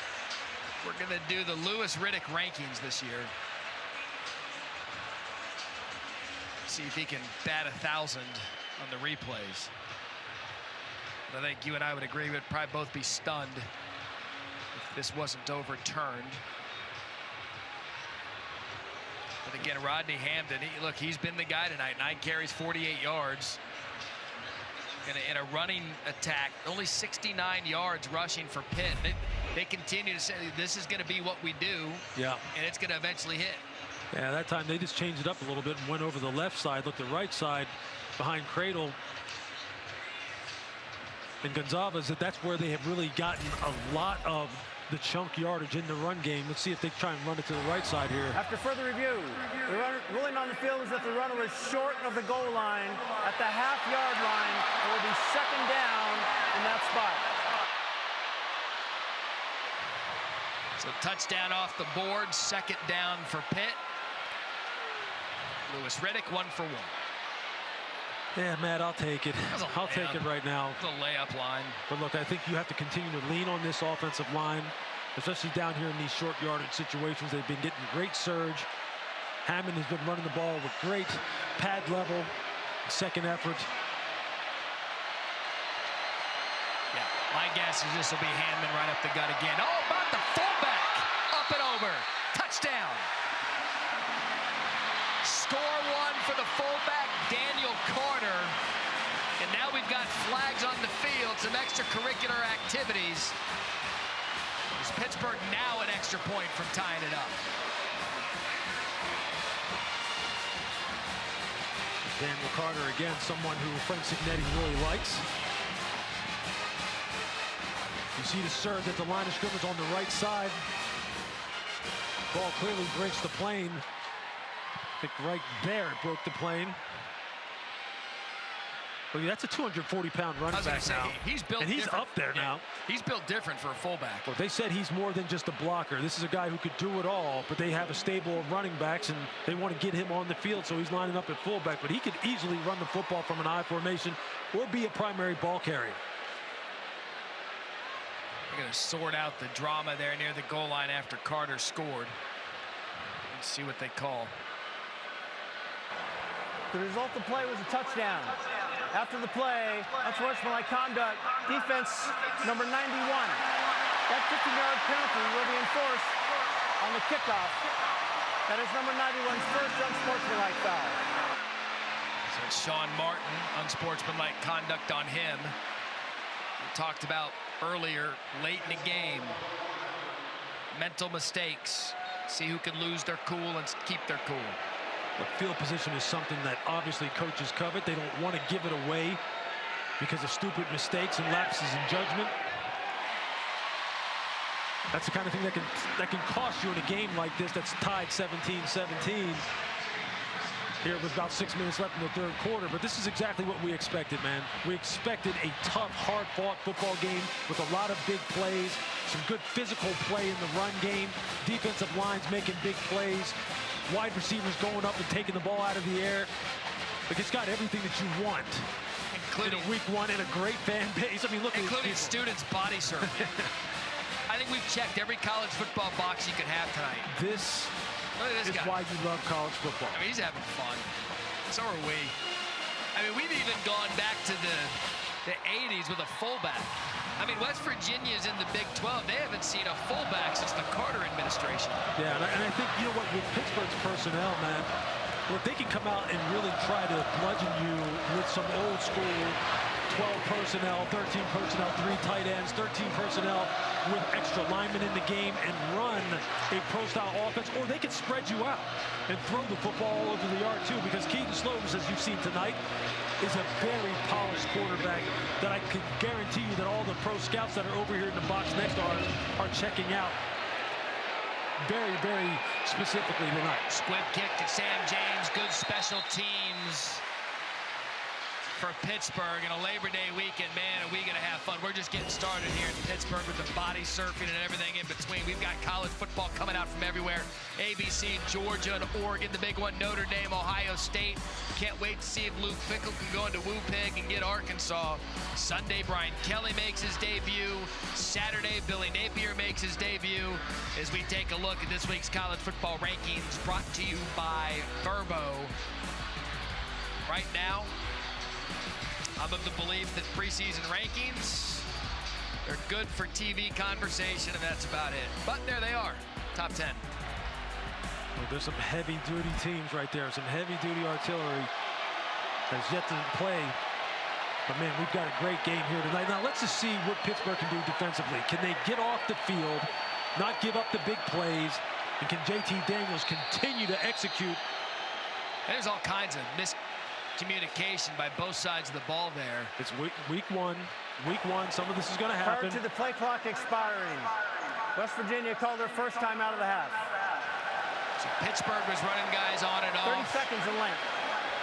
West Virginia and the miscommunication there. And you don't want to use those timeouts right now in this stage of the game when it's tied at 17. No, you don't. But you know what? It doesn't. It's not surprising. This is the first time either one of these teams have seen a different opponent, let alone been in a stadium with 70,000 plus people playing in a rivalry game. Look, there's going to be mistakes. Inevitably, there's going to be mistakes on the part of the teams, and part of the players and the coaches as far as their substitutions, clear communication with the quarterback, making sure the play clock isn't winding down, offsides, penalties. There's going to be some spikes in emotion with 15-yard personal fouls. It's week one. And these guys are 18, 19, 20 years old. We've been listing off things all night that we love about college football. Mark that down as a 195 thing I like about it. No preseason. Yeah, you throw the ball out there, just play. First and 10, ball at the 16 for Daniels. Quick throw off the pressure, drops. It's intended for Traylon Davis, the tight end. And that defensive line continues to get to the West Virginia quarterback. Look, Randy Bates has said, I am about to heat JT Daniels up. Look, man, he can't continue to make these kind of plays against this kind of onslaught of pressure that he's getting. And look, if you're West Virginia's wide receivers, you got to know you're going to have some one-on-ones out there, and the ball's got to be coming out hot, and it's got to be coming out quickly. You better be ready to catch it and run with it, because Pittsburgh is not going to let up on their attack on JT Daniels. Second and 10. The give to C.J. Donaldson, who's had a nice game. No gain for Donaldson. We got an injured West Virginia offensive lineman. That's Tomas Officials Raymond. timeout for injury to an offensive player. I'm sorry, Jordan White, the injured player for West Virginia.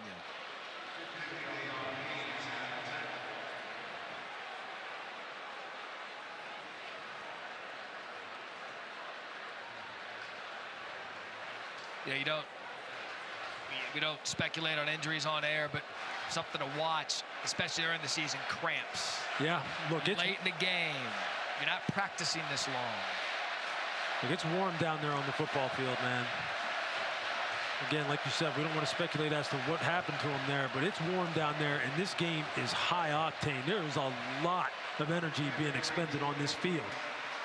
So Jordan White got the start at right guard. They moved Doug Nestor over to right tackle. And they've had their work cut out for him because JT Daniels has been pressured a lot. Look, Randy Bates said, we're going to try and get after him a little bit because we can't allow him to continue to hit big plays down the field in the passing game against these 6'4+ wide receivers. And there you see Sebastian Dennis coming down the middle, gets a hit on him. John Morgan has been after him all night long. Now that Desmond Alexander isn't in the game, defensive back's not making plays on the football. Look, Randy Bates has said, look, we're just going to see. We know we're going to give up some big plays now and then because that's really our DNA in terms of we are going to commit extra guys to the rush if need be in order to put your quarterback under duress.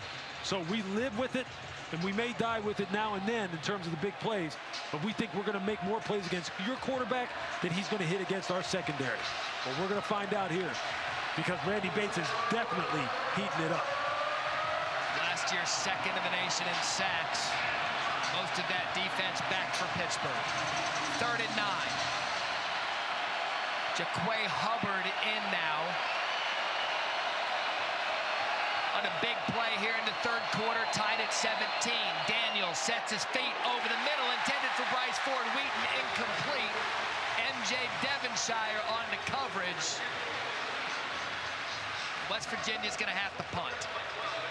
That's a nice answer on the part of the Pitt Panthers secondary. MJ Devonshire, they rolled a lot of different corners into this football game.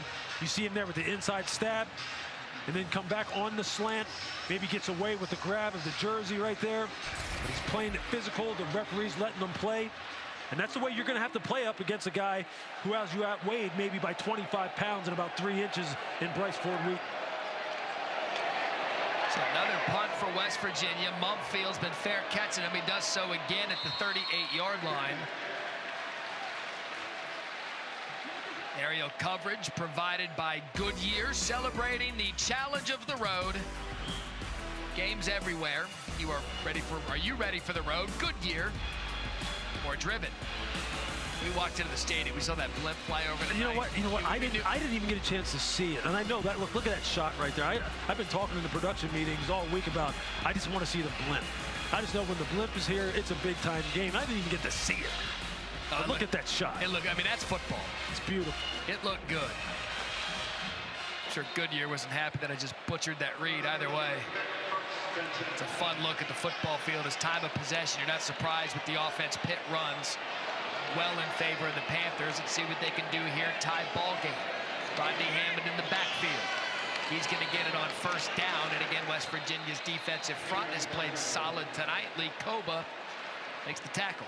Lee Koba has been all over the football field. You know, his eyes have been in the right spot. He's diagnosing plays quickly. He's not getting fooled too often on play action pass, although they have given up some big plays over the middle. But Lee Koba has really answered the bell in the run game, making sure solid tackles. They said about Koba, when he came in, he looked around, he said, I know I'm the leader of this team. Took him about 1 day to realize Koba was going to be the guy that was going to be the quarterback of this defense. Here comes the pressure. Slovis out of the backfield. Finds Hammond all by himself. Across the 50. Hammond gets a block. 1 man to beat. Hammond takes it down to the 10. Gain of 50. And we've talked about Bub Means having a rough game at receiver. He just sprung the key block there for Hammond to get loose. Look, it's a team game, right? You see Keaton Slovis looking downfield, just checks the ball outside to Hammond on the perimeter. You see Bub Means right there make the block on Jasir Cox. And Rodney Haddon is having a day. Absolutely having a day. Running the ball with authority. Running the football well in the open field. He's been one of the true stars for Pittsburgh tonight. This is a heavyweight fight. This is a brawl of epic proportion by both teams. Defense coming up big. Offense making plays.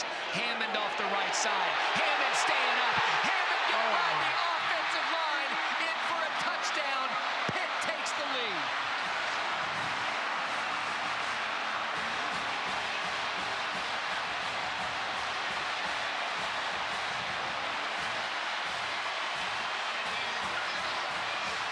Hammond's second TD of the night. That was my guys are stronger than your guys, and I'm going to take you a ride for 11 yards. Well, that's just about will. That's about sheer will. Watch Rodney Hammond coming off the side, makes a nice cut avoiding Dante Stills. And then look at Ryan Jacoby just get on his back and continue to push him and ride him into the end zone. He said, nah, man, we're not going down right here. We're going in for 6. And that's what this game has been like all night. Trading punches, big plays, tough physical running game. Doesn't get any better than that. Jacoby, the transfer from Ohio State, takes Hammond across the end zone for his second TD of the night. Pitt knows who they are. They know this offensive line is going to carry them. Pat Narduzzi said they have to lead the way, not only today, but every game. And tonight, they haven't let him down. That has just been good. Look at Cignetti Jr., what he's done. I don't know if there's going to be a game in the country minus the military schools where you're going to see under center the more prevalent play call relative to the shotgun. Yeah, I mean, look at what it does for you as far as the passing game is concerned. It opens up the middle of the field because the play-action passing game really starts to work when you have a credible threat of the run game. Just a credible threat, that's all you need. But when you have a run game like this, where you're absolutely just going nuts as far as your power running game, the linebackers are really going to be put in a bind. And Lewis, we keep talking about the power running game. Keaton Slovis, 64 yards, 49 yards in those last 2 completions. That running game is allowing him to take the big shot. Yeah, look, I mean, look, this offense is designed to make it easy for the quarterback by creating space by virtue of the fact that it's play action oriented. They could have hit a couple more big plays. They just missed them. They had guys open down the field. And look, a lot of college defenses don't see offenses like this. Teams run a little bit more of a version of what Graham Harrell is running for West Virginia, so they're used to defending that kind of offense. When they see this kind of offense that's power run game oriented, multiple personnel groupings, and then taking play action pass shots, they're not used to it. Why? Because they don't really know where to put their eyes, Matt, especially the second level defenders. They don't know what to look at. They tell the coach, hey, coach, they're running the ball down my throat. And then they throw the ball behind them, and they're in a bad, bad spot. You know what I love about this? Graham Harrell's bringing his unit back out. He's going to take his shots also. So ball at the 25-yard line. Pitt has grabbed the lead, 3:42 in the third quarter. The 105th edition of the Backyard Brawl has been everything and more. That's Mathis on first down. He got 6 yards, but he had to earn it. Look, these Pitt safeties do not mess around. And I'll tell you what, Brandon Hill and Eric Hallett, they will put it on you. And I believe this was Brandon Hill who came in here. And you're going to see the hit right there. Right at chest level.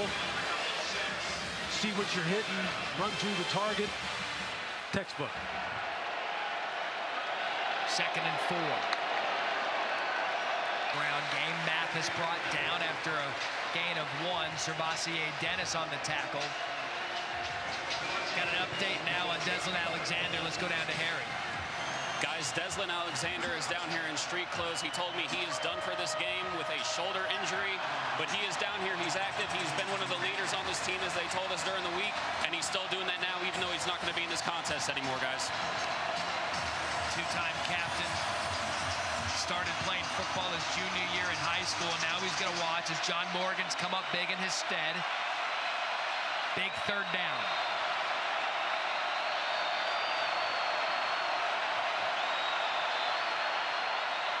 Daniels. Bryce Ford Wheaton over the middle. That's a first down, lined up against Rashad Bannon. He got a flag on the play.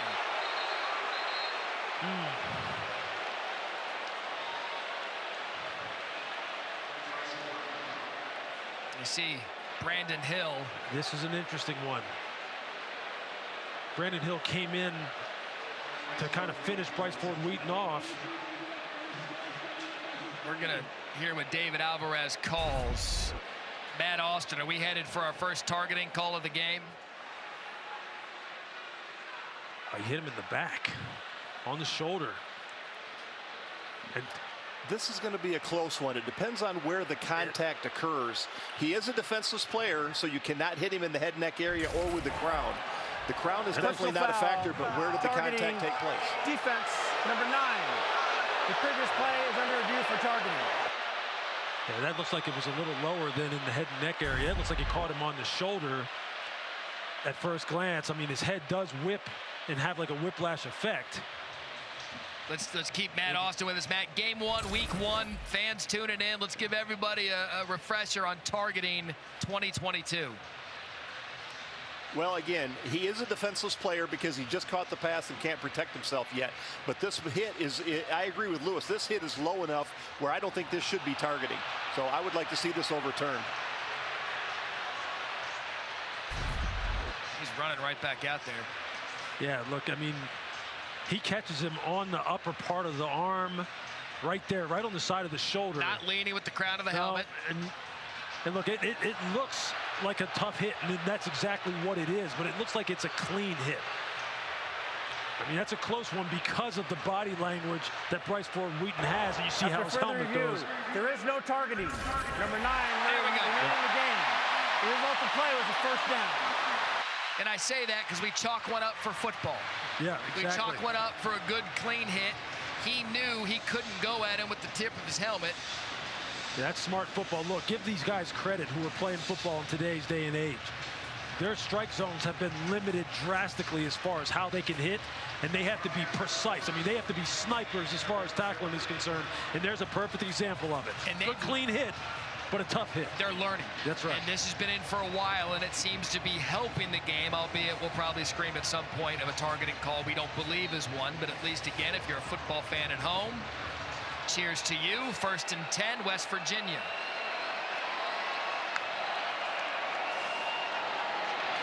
Tell you what, Graham Harrell's gone to the ground with Mathis a few times on this drive and a gain of 2. Well, their offensive line has a lot of experience as well. They returned all 5 starters from 2021 this year, too. And they have to show up. They have good size. He says that, you know, they have some good players on this football team, you know, led by Zach Frazier at center, and that he wasn't going to shy away from trying to establish and has gone off a few times. Maybe they need to get number 12 back in the game. And it's going to bring up a 3rd and long as we approach the 1-minute mark here in the 3rd quarter. So 3rd down.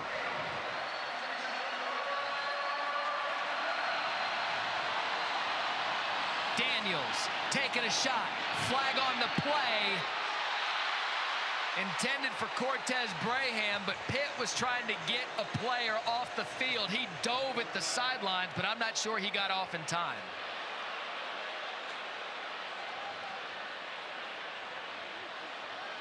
I don't know if we have a camera of it, but Pitt literally had a substitution. Defense, the 12th player to knock it off the field. 5-yard penalty, still 3rd down. It's those critical situational errors that have got to be driving Pat Narduzzi nuts right now. Watch this, right at the end. Yeah, you see that's John Morgan trying to get off the field. I mean, he dives into second base head first. Didn't work. They got another crack at it. So now 3rd and 2. And if you're West Virginia, you got to go to your playmakers. You definitely got to see what Bryce Ford Wheaton has here down at the bottom of the screen. In terms of one-on-one matchup. Ford Wheaton, 11 targets on the night. They're going to stay on the ground with Mathis, and that's going to be close. That's going to depend on the spot. Kamara there on the tackle. And they're going to bring the chains and advance it for a 1st down. Well, that's a good, tough run by Tony Mathis. If you're Bengali Kamara, you just want to stay up, see what you're hitting, and wrap up a little bit better. Maybe you can keep him from getting to the 1st down sticks. But give Tony Mathis credit. Spun off the initial contact, gets just enough for the 1st down. Now they're back in business.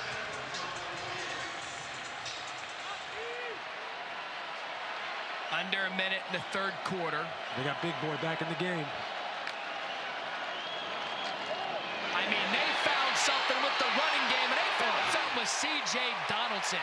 This kid is special. 2 flags on the play. It's Brandon Hill that brought him down, gain of 20. Graham Harrell was thinking the same thing I was thinking. We got to get him back in the game, man. You see him running that inside zone. The little sit block coming across the formation. The run, personal foul, face mask, defense number 9. 15-yard penalty and an automatic 1st down. So Hill dodged the targeting. 20-yard gain, tack it on, got the face mask. Look, that is a grown man. He's trying to get on the ground. I know that CJ's only a freshman, but he is a man as far as running this football is concerned. And you see Brandon Hill trying to get off the block of Sam James and tackle this truck coming down in the open field. It happens, but it's a critical error. How about this? The 1st touchdown set up by Donaldson, 44-yard run. Then he blocks the punt to set up another touchdown. This kid can play football. Daniels out of the pocket. Nothing doing there for Reese Smith. Don't you love it? True freshmen. They don't know what they don't know. They just play ball. That is the end of the 3rd quarter.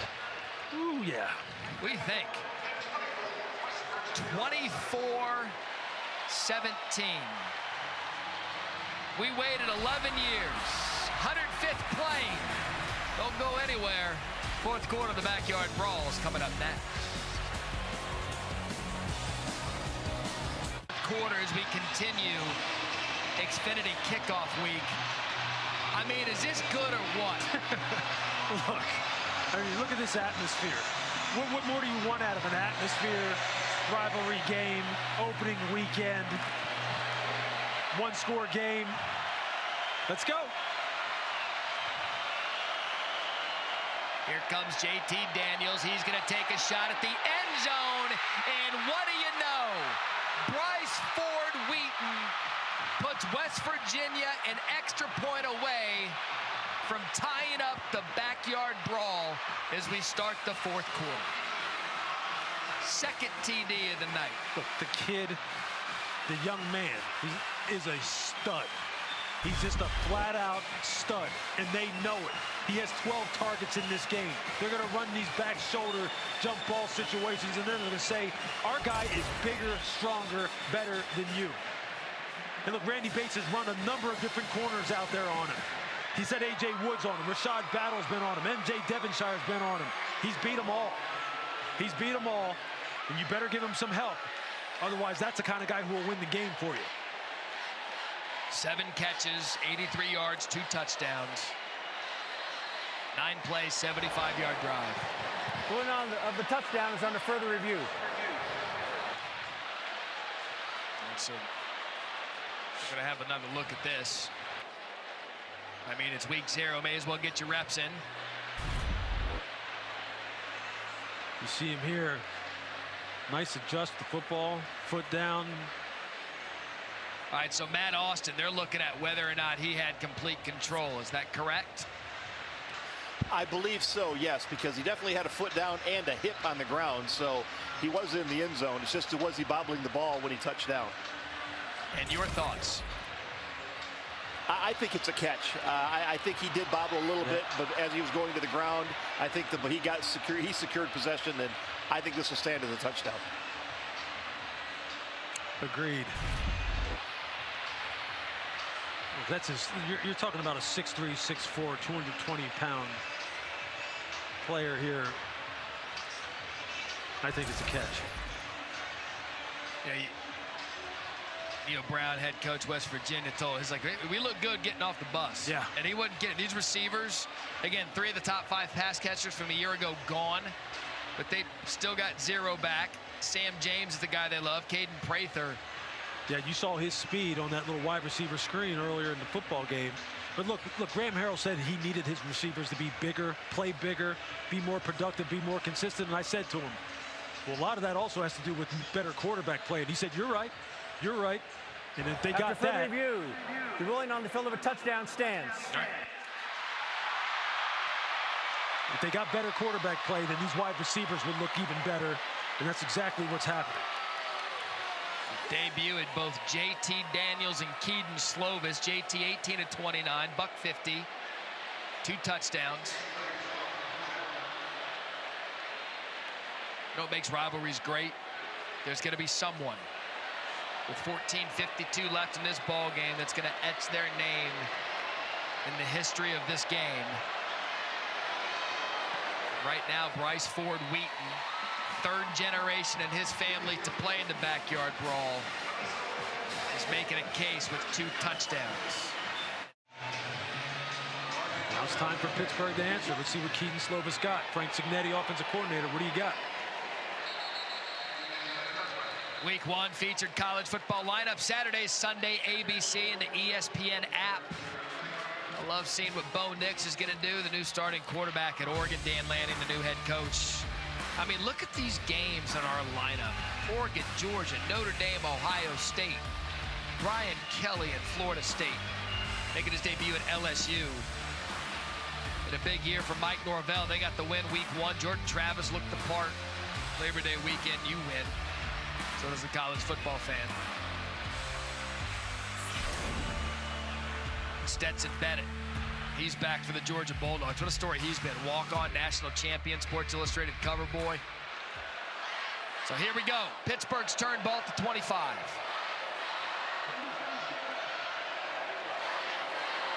ride Rodney Hammond. He's been having a big game. That West Virginia defense, Lee Koba, continue to hit, gain of 3. Frank Signetti, offensive coordinator, is not going to change who he is.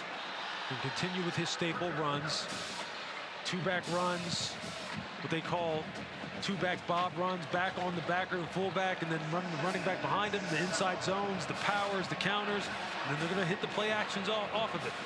Here they're going to spread you out a little bit, see if they can get some high-low combinations.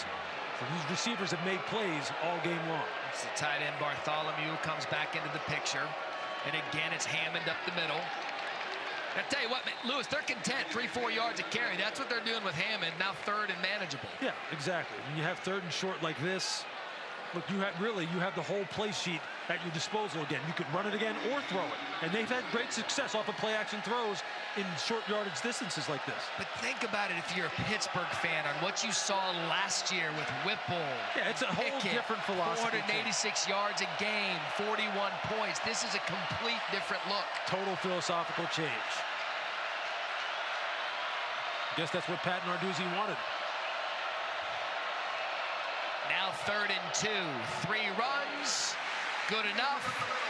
First down Pittsburgh, gain of 4.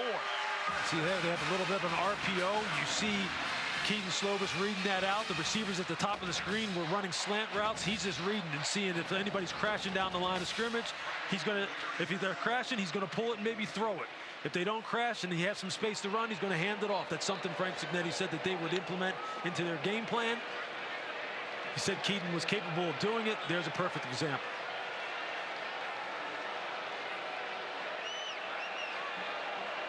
West Virginia showing pressure on Slovis. Play fake, pulls it, quick throw to the sidelines, and he overthrows Jared Wayne. Slovis knows that one got away from him. Yeah, I think he saw that the line of sight for him wasn't really clean. You would hope that he would try and drill that, but I don't think he thought he could get that in there. Thoughts on Slovis in his first start? Look, I can tell you, there's some people here that are watching this young man, watching him play, and I'm talking about people who play their games on Sundays because he is talented, he is poised, got great mechanics in the pocket. They're running a bunch of different things here tonight that you see in Sunday football.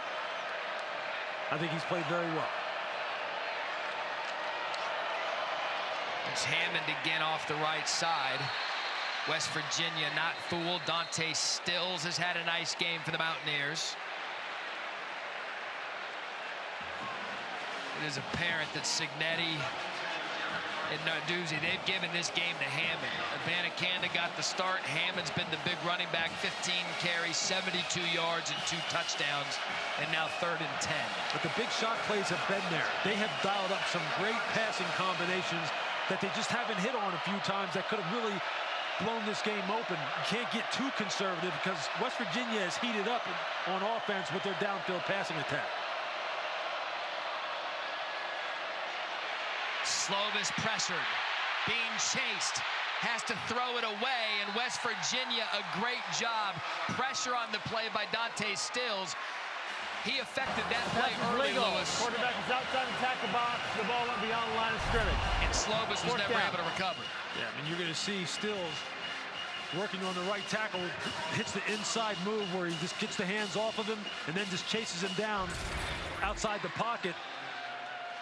Look, you don't have to always put the quarterback on the ground. Just affect his timing and his ability to stand in the pocket firm and deliver the football with confidence. That's a great job by Dante Stills. Vanderhart, a punt, had one blocked tonight. Gonna have a return from Reese Smith. Makes a man miss. Reese Smith, flag on the play to bring that shy of the 30. It's Gavin Bartholomew on the tackle. We'll see what this flag is. Lewis had a crisp start to this game. At second half, as we wanes on a little bit sloppy with the penalties as this game wears on, now tied in the 4th quarter. Yeah, that comes with fatigue. Again, you just got to keep in mind that this is week 1, as we've been saying all along. You're going to have some of this sloppiness because none of these guys have been out here playing football for this long yet this year. So you cut them a little bit of slack. After discussion, the contact is legal. There is no foul for blocking the back. How about that? So after discussion, everything's clean. Media timeout. We're tied at 24. This 105th play into the Backyard Brawl set up for a classic.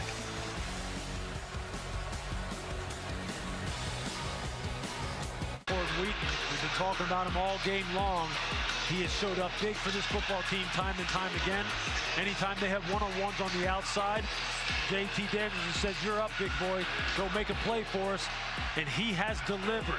Offensive coordinator Graham Harrell said, "I need more out of my wideouts."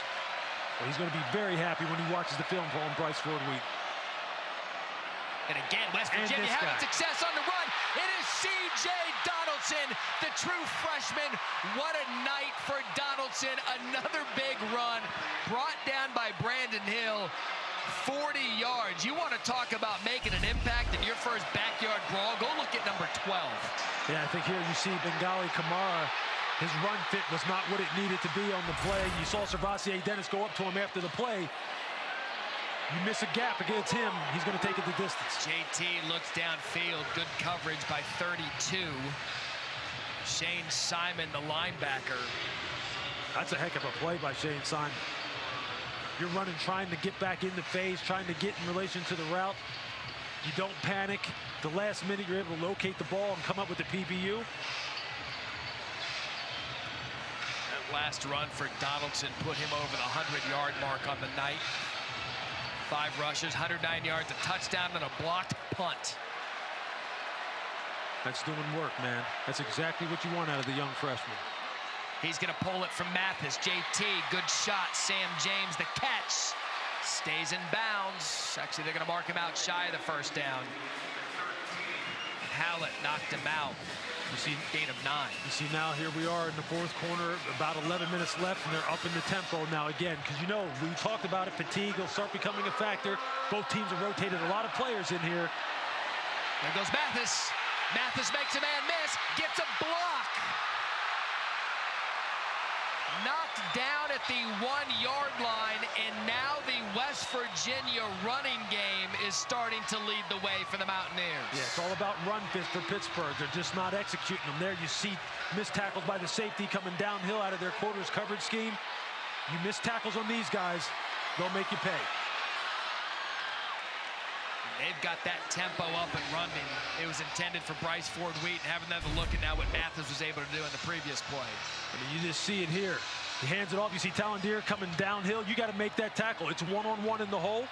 Yeah, the running back has a full head of steam and has a two-way go on you, but you got to eliminate the explosive run by making a clean tackle on the second level. And now these backs are starting to get heated up. Pittsburgh, with their backs against the wall, West Virginia knocking on the door. We are tied at 24. JT under center. Quarterback snake. They give him the touchdown. West Virginia regains the lead. This Backyard Brawl continues to be a heavyweight fight. Answer round to round, bell to bell. And now the Mountaineers an extra point away from 31-24. Look, you're just going to see the surge at the line of scrimmage. JT Daniels just looking for a way to get the tip of the football to break the plane of the goal line.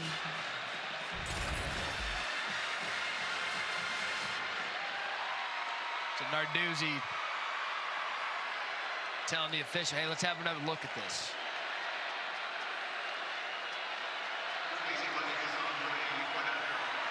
That won't go down as you see JT holding that right shoulder. Yeah. There's a lot of, there were bodies in there when he reached that thing across.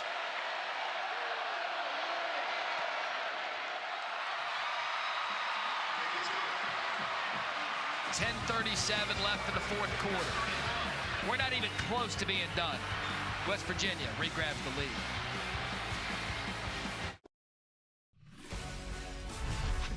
ESPN Thursday Night College Football is brought to you by Popeyes. How about Pac-Man Jones? A number of legends here tonight. James Conner, Cardinals running back, former Pitt running back. I mean, you go down anywhere on this field as Dave Wanstedt pulled the 2007 upset for the ages. There's just history all over this field. And then there's him. just enjoying himself right now.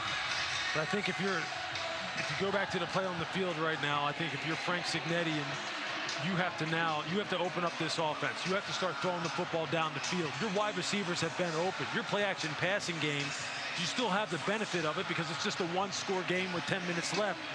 So they're going to still have to honor the run. But the throwing lanes have been there. Every possession counts. So Benacanda fair catches that as we take a look at some of the Saturday night top matchups. Week 1, Oregon and number 3, Georgia, 3:30 Eastern. Chick-fil-A kickoff game, 7:30 Eastern. 5th-ranked Notre Dame takes on number 2 Ohio State in the Saturday night football game presented by Capital One. Both games also available on the ESPN app. College Game Day going to be in Columbus. In fact, they did the College Game Day out here. They did halftime, hopped on the bus. Some of them hopped on the private jet. They're already in Columbus. Watch the 4th quarter. This classic backyard brawl in the making. So now you said it's on Slovis now. Take some shots, get back in this. Yeah, I think they just need to open it up a little bit. They do that on 1st down. Slovis time. Shot downfield. A nice catch by Bob Means. Rashad Ajayi on the tackle. Gain of 15. Look, Pitt has their answer as far as the big wide receiver in Bub Means, who's 6'2", 215 pounds. Yeah, he had a drop earlier in the game. He had a fumble in a crucial situation where he looked like he was about to explode for a big play. But you got to keep going to him. He's just too talented. This guy averaged almost 20 yards per reception a year ago. Get him the football. So another pass for Slovis out of the shotgun. Forced out of the pocket. He's going to go down. Dante Stills brings down Keaton Slovis at a loss of 14, and sometimes, Lewis, the quarterback's got to know when the play's done. He's just got to get rid of it. But Dante Stills, watch him adjust his attack angle. Keaton was trying to do. He was like, oh, I can't get to the perimeter. That's a smart play by Dante Stills. That's why he's one of the best players in the Big 12 along the defensive line, one of the best players in college football. That is the 4th sack by West Virginia tonight. Said you want to give this Pittsburgh defense all the credit. Now wait, can play 2. 2nd and 24. Slovis. And that's incomplete. And Lewis taking it one step further for the West Virginia defense. Secondary isn't allowing any guys to get open for Slovis to get rid of him. Yeah, I think, you know, it's a little bit of both, right? The front 4 is getting some pressure on Keaton. I don't know if he's seeing the field as clearly as he was earlier. The secondary obviously has gotten a little bit better of a feel for the route combinations that are coming after him. Look, it's give and take. It's back and forth. That's what this game has been all night long, and Keaton Slovis is going to have to answer now. He's going to have to settle himself down and answer.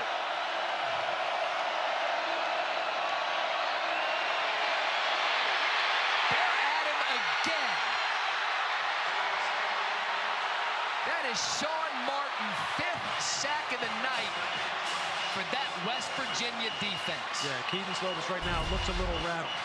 He's not really keeping his eyes down the field. You see here, but even if you could just take a play, get the ball out of your hands, and even if you don't pick up the 1st down, just don't continue to take sacks and move backwards, because West Virginia is then winning the battle of field position and giving themselves a shorter field to work with offensively. That was not a good series. Great series for West Virginia. Smith wisely fair catches, knowing West Virginia is going to get field position.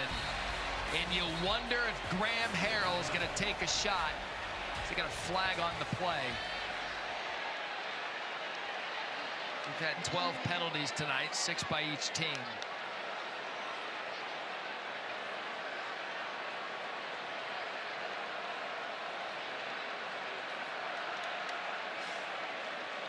Lewis on the other side of this.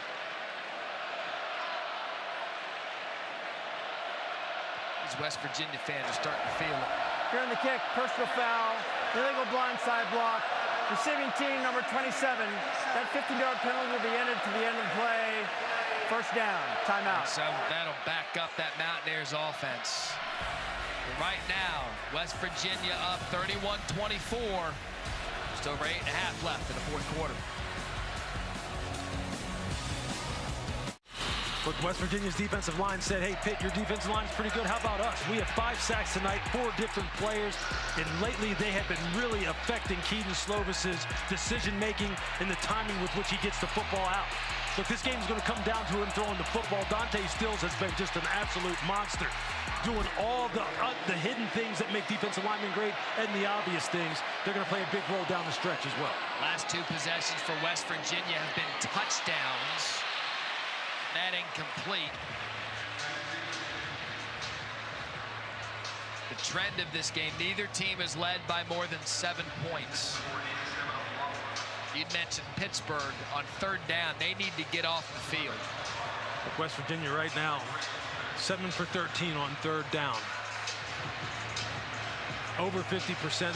That's just not going to cut it from a defensive perspective for Pittsburgh. And if you're West Virginia and you're Graham Harrell, you have to be very happy. 2nd and 10 after the incomplete pass. Go back to the run and Mathis, and a good job by Pitt's defense. Devin Danielson there, flag on the play. And now we're starting to see the flags come out like it's week 1.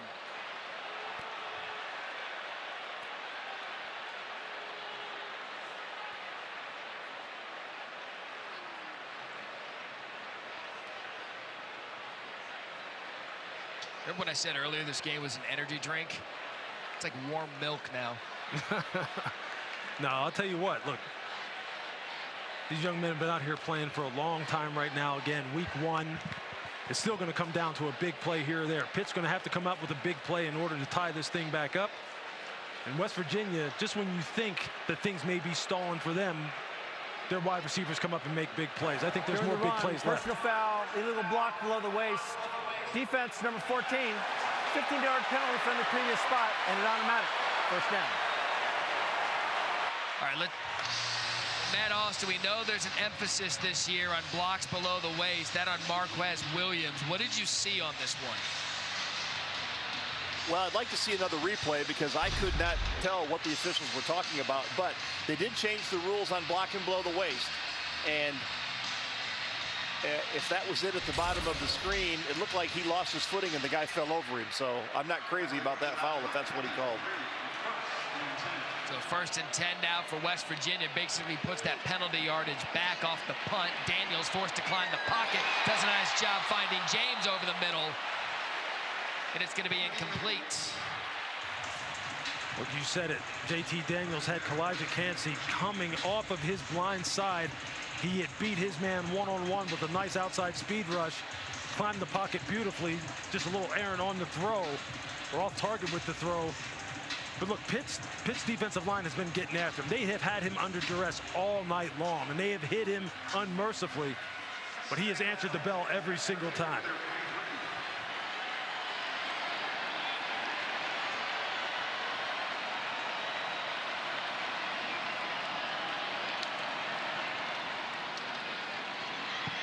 This off the left side, and that's a good gain on 2nd down. Looks at a gain of 7. This is the most rushing yards this Pittsburgh defense has given up since 2019 against Boston College. They're up at 187 now. Is this air raid offense in West Virginia? Yeah, I don't think you can call this offense the air raid in the traditional sense. Graham Harrell will do, as he said, whatever is necessary for him to do to win football games. That means playing some power football, I'll do that. Throwing it all over the yard, I'll do that.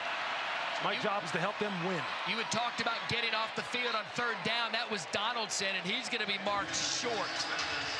Servassier Dennis on the tackle. And so Neil Brown. That's a big call here. In his first backyard brawl, under 7 to play. 4th and inches. Look, if you're Neil Brown and you're Graham Harrell, you got C.J. Donaldson, who has pretty much been unstoppable.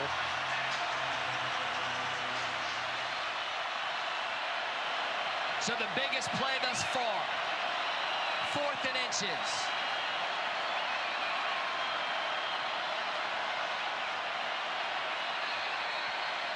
And we're going to see if Pittsburgh would jump, get the delay of game. Delay game. Offense, 5-yard penalty. Still 4th down. So we will get a punt. Neil had me excited. Hey, with Big Boy in the backfield, man, I may have taken my chances with that. You may have been able to put this game away. You go down and score. But hey, give Pitt credit. Their defense rises up. They're going to get off the field here as long as they execute properly here with this punt return. And then it's up to Keaton Slovis. 6th punt of the night. Big fella you're talking about, C.J. Donaldson's had a night as Mumfield going to field the punt inside the 5. Mumfield hit hard. Crowd wants a penalty on Bryce Ford Wheaton, who's doing a little bit of everything tonight, including a tackle. He was right up under the neck. Yeah, that was close. Again, no flag on it. Bryce Ford Wheaton playing special teams. Crowd, he has him under the chin. Crowd wants a face mask. Wasn't there. Hits ball.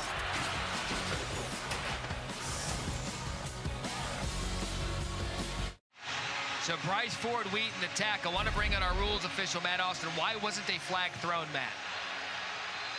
Well, it's not a foul to clothesline an opponent. The foul comes in when you grab the face mask or the chin strap and turn the head. This looks like his hand was low. His hand might have got up on the face mask or on the chin strap, but I don't think he used it to bring the player down. All right, so that'll be a no call talked about with Pittsburgh fans, but Matt Austin says, according to the rule, clean tackle by Bryce Ford Wheaton, who continues to do everything. It looked like late in the play that his hand came up right there at the end and was underneath the chin, but we're moving on. Hammond 2 yards on 1st down. Slovis empty backfield out of the shotgun. Quick throw, caught, and that's a flag. Rodney Hammond on the reception, and Hammond is down. Yeah, that was helmet to helmet. It was Wesley McCormick. The first look, that looked like that one may have been a little bit too high. Hammond yet to get up over there on the sideline. Let's have a look. Yeah, that's clear right in the side of the head. I see a little bit better from this angle. Targeting. Yeah. Defense, number 11. The previous play is under review for targeting. So Matt Austin earlier, the no targeting call on Brandon Hill, that seems to be what the textbook rule looks like with McCormick. Yeah, this one checks all the boxes. There's definitely an indicator. He lowered his head. He hit with the crown of the helmet. He did attack with force. It's definitely going to be targeting. And the concern now is Hammond, who continues to get looked at. He is up on his feet. That's a brutal hit right there. It's exactly what we're trying to get out of the game.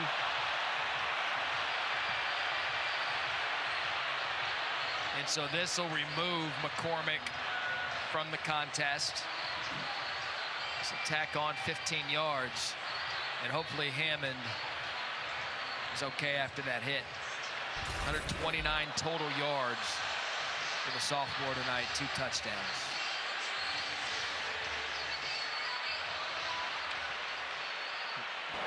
After further review, the targeting is confirmed. Number 11 is disqualified. The 15-yard penalty will be added to the end of the play. Automatic 1st down. So McCormick disqualified for targeting. Pittsburgh's going to get the 1st down at 15 yards. And the freshman Mumu bin Wahad is going to come in now at left corner. And if you're Frank Signetti, you're going right after him. You're trying to see if you can run some kind of double move on him. You see the safety playing real short. Maybe they try and give him help. That's who I would get after. Ball at the 32. Pressure again on Slovis, able to get the ball off. First time we've had a completion for Gavin Bartholomew, the talented sophomore tight end. A gain of 9. All 3 timeouts for Pitt. Just over 5 minutes here in the 4th quarter. Abanikanda in the backfield. The ruling on the field, the previous play was a completed pass. The previous play is under further review.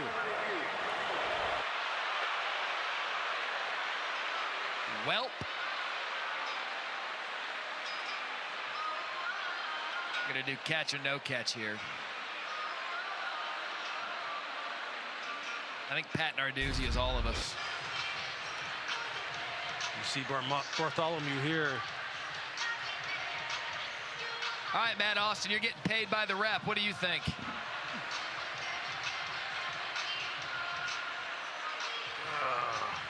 I think this should be an incomplete pass. He's got his hands stretched out. I don't think he has control of the ball. The ball definitely hits the ground and moves in his hands. I think this will be overturned to an incomplete pass. It did look like you saw a flash of brown underneath there. You're right. As he hit the ground, in terms of seeing some movement.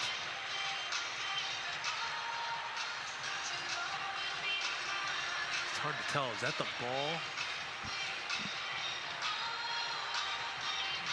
I think this gives a little bit of a better look at it.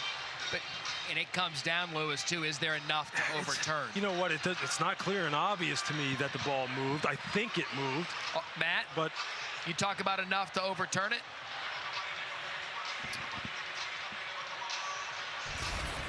After watching it again, I would say the call is probably going to stand for the reason that Lewis said, because you just can't really tell. From my 15 years experience in the league, that ball in the old days would have been an incomplete pass because it hit the ground first. But with replay, you're right, it has to be clear and obvious, and I'm not sure it is. And I mean, a game of this magnitude, 31-24, in any game, really, the officials want to get it right. Yeah. But look, by definition, I mean, I thought I saw a flash of brown that I thought could have been the football, but then you look at it again, you're not quite sure. The vernacular here is going to be important, too. Clear if and call obvious. stands. Right. Which means it wasn't clear and obvious. That's right. After further review, the ruling on the field of a catch stands. I think I'm 3-0 or 4-0 tonight. Whoa. I don't want to talk about it. Matty gets at least like a. Oh, of course. Look, Matt has been on it. We've been in lockstep. We've been in lockstep tonight. 0.5 on that one. So the call stands, 2nd and 1. Whole playbook open here for Cignetti. Pitt. Just over 5 to play. It's a Banacanda trying to jam it up in there, and it looks as if he's going to have enough for the first down. Jared Bartlett brings him down. They're going to move the chains for Pitt.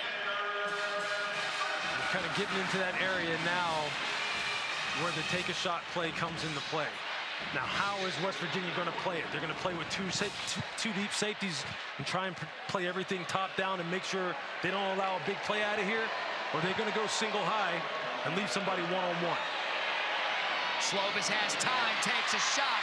That's Mumpfield downfield, and Mumpfield's going to move the chains inside the 30, brought down by Marcus Floyd. Gain of 19. Banacanda did a great job picking up the blitz, giving Slovis that extra second to make the read. But Mumpfield has shown tonight that he is a tremendous route runner. He's going to have a fantastic year. He's got everything in his arsenal. Does it again. Pressure comes. Slovis forced out of the pocket. Has a man open downfield, and it's Mumpfield again. Mumpfield's first backyard brawl comes over from Akron to take Jordan Addison's place, and he's made back-to-back big plays as we clock down to 4 minutes here in the 4th quarter, and tempo out of Pitt. He played beyond his years as a freshman at Akron last year, leading the teams in reception yardage and touchdown. He's picking up right where he left off. Across the middle is Slovis. That's a Banacanda. Makes a man miss. There goes Izzy. Izzy! Touchdown, Pitt! 24 yards. Lewis Riddick. We're about to tie the backyard brawl. That 31-31 score looks awful familiar. Late in the game, teams battling back and forth. They get the extra point here. It'll be 31-31.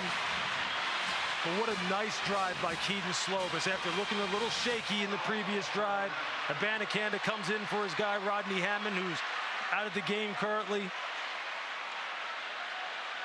This is what the backyard brawl is all about.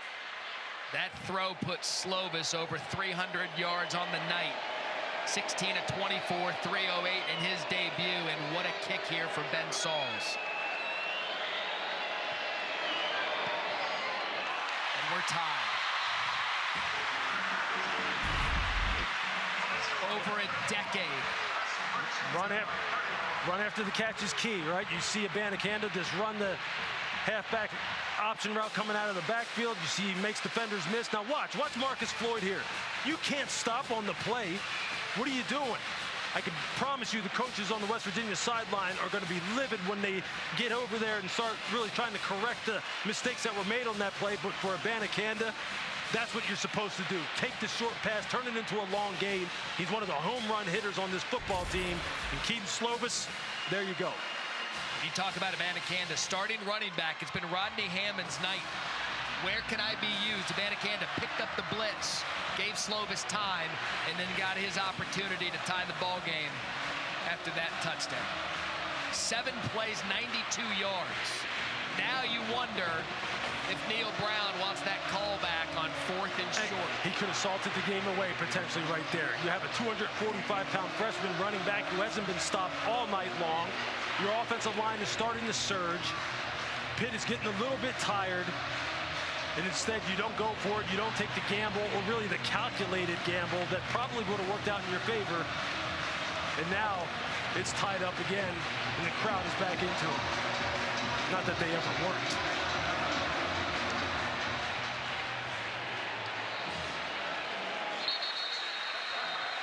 Aerial coverage provided by Goodyear. Road tested and game ready. Are you ready for the road? Goodyear. More driven. Seen high above one of the great sports towns in America, one of the great downtown sports complexes here in Pittsburgh. We've got 2 new quarterbacks.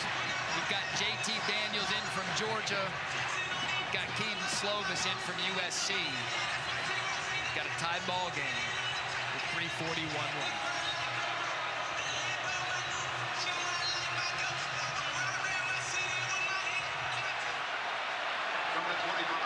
Two timeouts for the Mountaineers. Pressure. That's Donaldson. And a big game for Donaldson continues. Chased out of bounds just shy of the 40-yard line. Hallett forced him out after a gain of 14.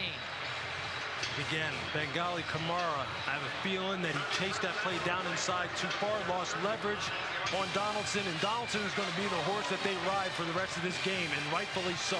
He has been an absolute game wrecker all night long, and for Pittsburgh, you better strap your helmets up and look out for number 12, because he's going to be getting fed a lot.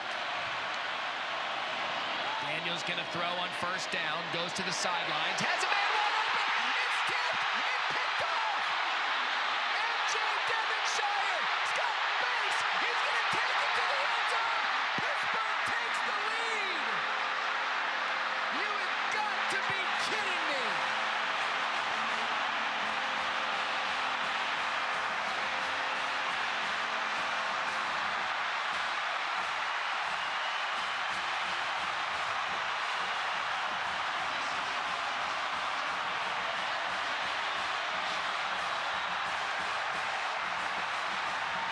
MJ Devonshire, one of the best athletes on the team. He's an Aliquippa product, which is right out here in Western Pennsylvania. PIAA track and field titles in the 100 and 200 meters, and you saw it right there. Once he got the football, once he saw daylight, he was shot out of a cannon, an absolute cannon. Johnny on the spot, tips and overthrows. We always say you got to get those in the secondary. When the ball's in the air, it's got to be yours. If the receiver doesn't want it, that's big time. We've talked about it all night. Bryce Ford Wheaton, what a remarkable game he's had. Wide open, and just can't come up with it. Run after the catch. Once you catch it, turn into an offensive player and take it to the house, young man. Take it to the house. He's got tremendous speed. That's excellent technique.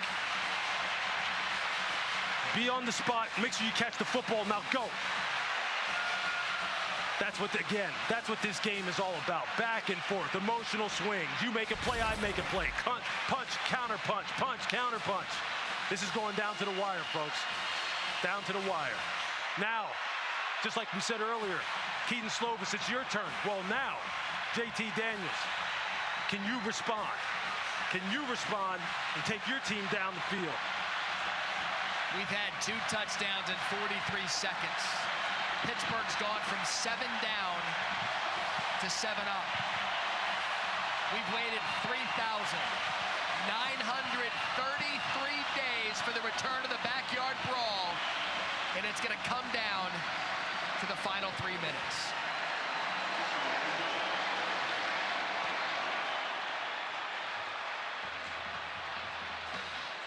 It's going to be a touchback at the 25. Let's go to Scott Van Pelt in studio.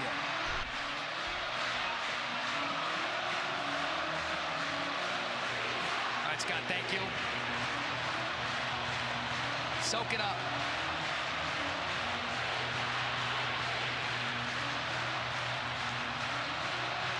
What a sport, what a game. What a moment for JT Daniels.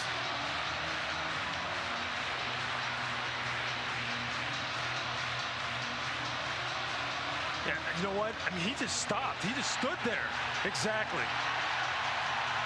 So Neil Brown, they're going to spot the ball at the 1-yard line, discussing whether there was no fair catch. Let's bring in Matt Austin. Well, Matt, what happened here is one receiver signals fair catch. You see him right there. But the other player catches the ball.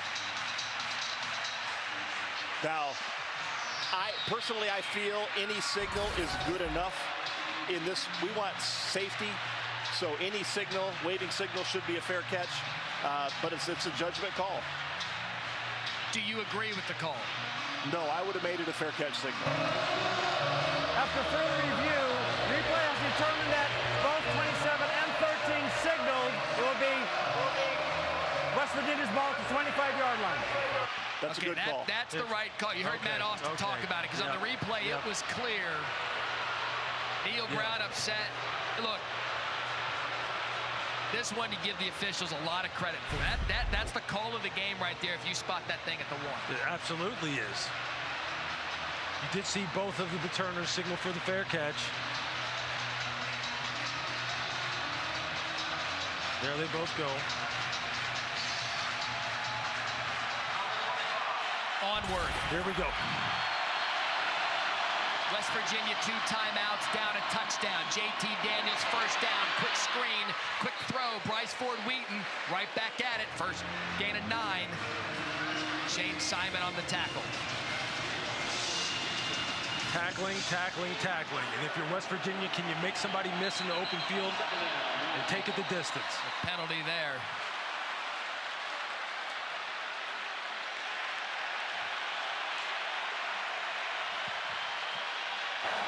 Prior to the snap, false start, offense, number 66, 5-yard penalty, still second down. That's Jaquay Hubbard who's in. Remember, they had an injury on the offensive line early. That's a guy with that a lot of experience on an offensive line that otherwise was very experienced. Yeah, going up against this defensive line that right now is down Desmond Alexander, but I'll tell you what, they are getting after it. This crowd is losing its mind. It's a tough spot for an offensive lineman. 2nd and 6. They're going to ride the running game, and Mathis going to be brought down after a gain of 1.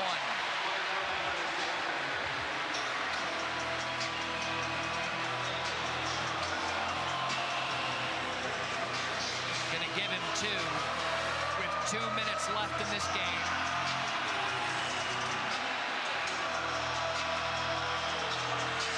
Third and 4.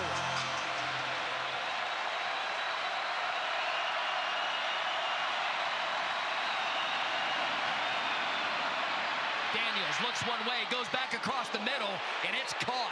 And a flag is down. That's Bryce Ford-Wheaton on the reception.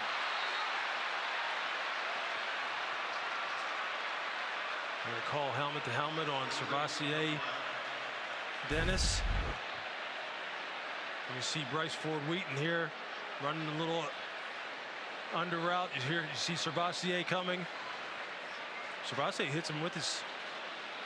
And is that on Devonshire or is that on they looking at Dennis? I think they're looking at Dennis. You see contact made with the head, although it wasn't made with the crown of the helmet. It's made with the top of the shoulder pad and forearm. Personal foul, targeting defense number 7. The previous play is under review for targeting. Matt Austin, get in here on this one. I think Servassier looked like that was a clean hit. What do you think? Personally, I don't like it as targeting, but it is a defenseless player, and a forcible hit to the head or neck area could be considered targeting. Now, he goes in with his forearms first, which you could say possibly mitigated the attack. He didn't try to blow him up. Again, this is one where this is where you get the debate of targeting 1 and targeting 2. Should a player be disqualified for this hit? Yeah, this is one of those tough situations where you see the wide receiver, or he catches the ball, he's trying to secure. You see his head go down at the last minute. He sees Dennis coming in. That's such a tough football player for the defender. I mean, you almost would have to just basically in an instant pull off on the play and or somehow get your body to redirect and go low down around his knees, which is basically impossible when this happens bang bang like that. So right now the bigger concern for West Virginia, Bryce Ford Wheaton had to go into the medical tent. He was trying to wave off the trainer saying I'm good, but they're going to take a look at him. And both Matt and Lewis. After further review, there is no targeting. 3rd down. Lewis, I can't remember the last time at this stage of a game we've seen so many things get looked at. Yeah. One, if they get upheld, it's a big call. Right. But the officials are doing a great job making sure. They sure are. And look, man, that's what you have to do. The object is to get it right? To have the game played fairly, have the rules applied fairly and equitably. And that's what they're trying to do. They're trying to follow the letter of the law as it pertains to the rule book. I commend them for doing it. Ford Wheaton out of the tent. He got the first down. Standing on the sidelines, wants to get back in. He's out for this play. Daniels. Upfield to James, and they're going to throw a flag. Marquez Williams on the coverage.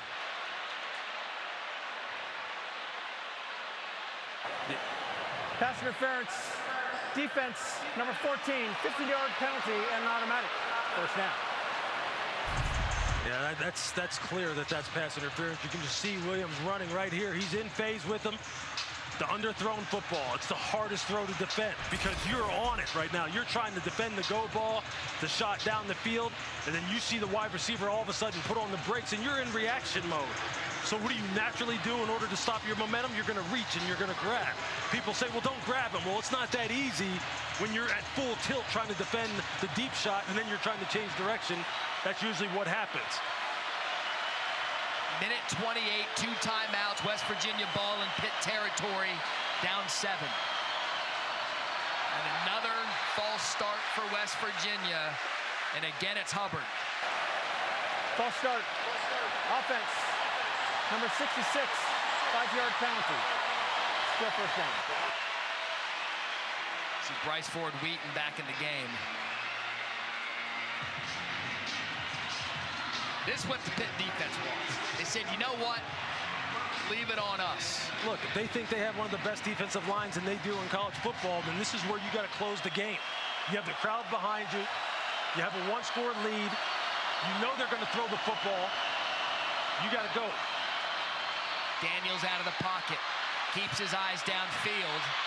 Takes a shot. His tight end broke from coverage. That's Mike O'Loughlin in a big 1st down, West Virginia. Clock's going to stop to move the chains. 1:17 left and a gain of 32. Still 2 timeouts for West Virginia. You lose contain on the passer. He's able to buy time getting out on the perimeter. That's when, as a defensive back, you have to plaster. Sacked. How about pass to Servassier? Dennis gets to JT Daniels and a loss of 10. Look, 9.5 tackles for a loss a year ago.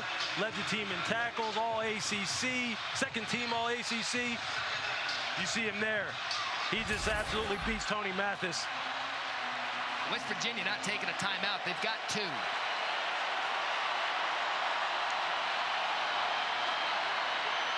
Daniels over the middle.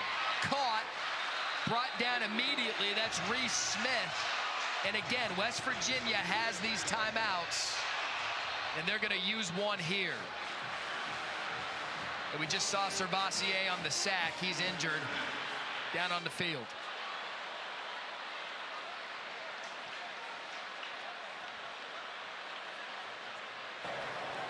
Officials timeout for an injury on the field to the defense.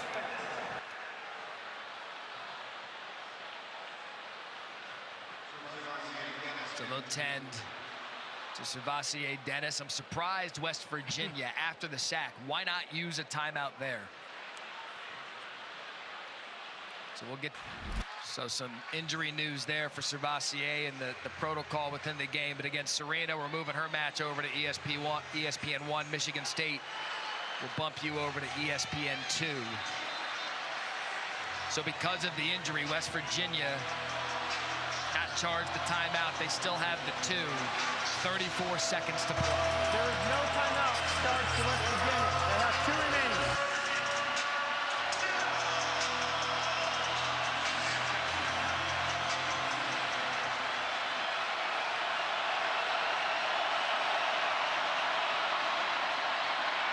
Pressure!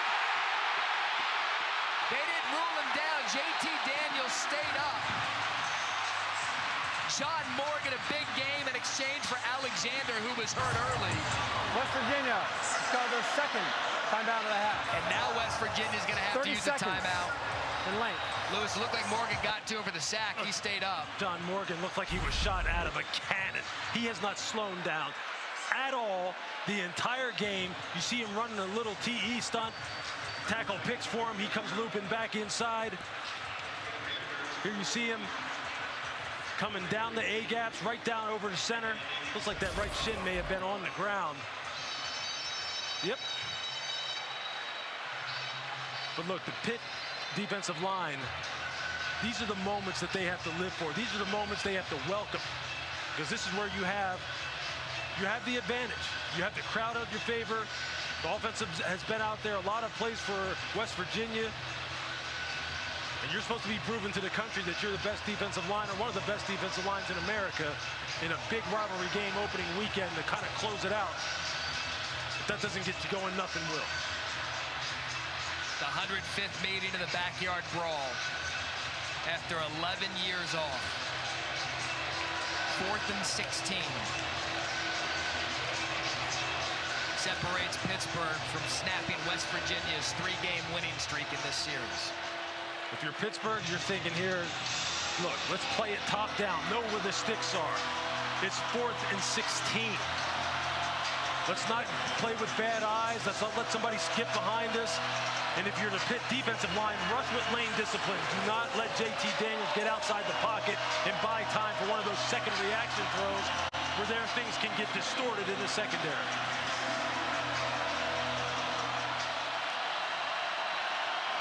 It all comes down to this.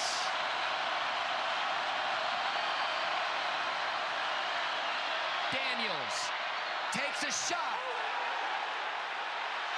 Was that caught?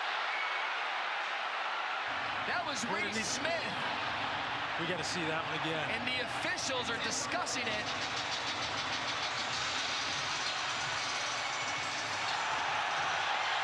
They called that a catch. Yeah, that's on the ground. This is absolute mayhem here in Pittsburgh. The ruling on the field was a catch. The previous play is under further review.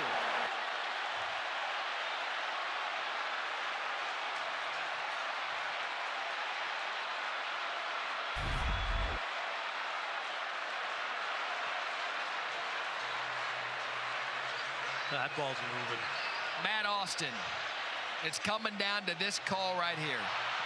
His hand under it? No. The ball's moving. That's not a catch. Ball, I agree with Lewis. That ball's rolling into the end zone. That's going to be incomplete. We've had 133 ball plays tonight. And that's going to be the final one. I'll tell you what, JT Daniels tried to fit it in the only spot he could possibly fit it in there. It would have been an absolute amazing catch had he come up with it. But that should be ball game. Let's have one more look. And when David Alvarez makes this call, we're going to hear from Acrisure Stadium. Whew. There have been some close ones. The refs have earned their money tonight. The replay system has earned its money tonight.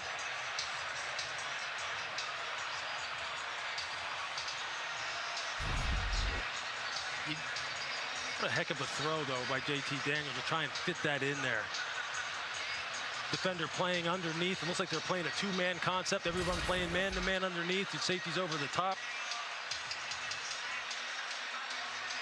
They're going to make extra sure. Yeah, they got to.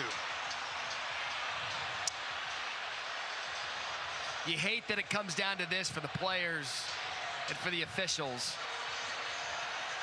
After all we've seen tonight, here comes the call.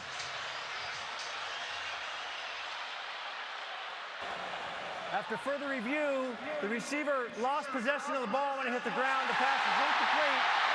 It will be first down Pitt at the previous spot.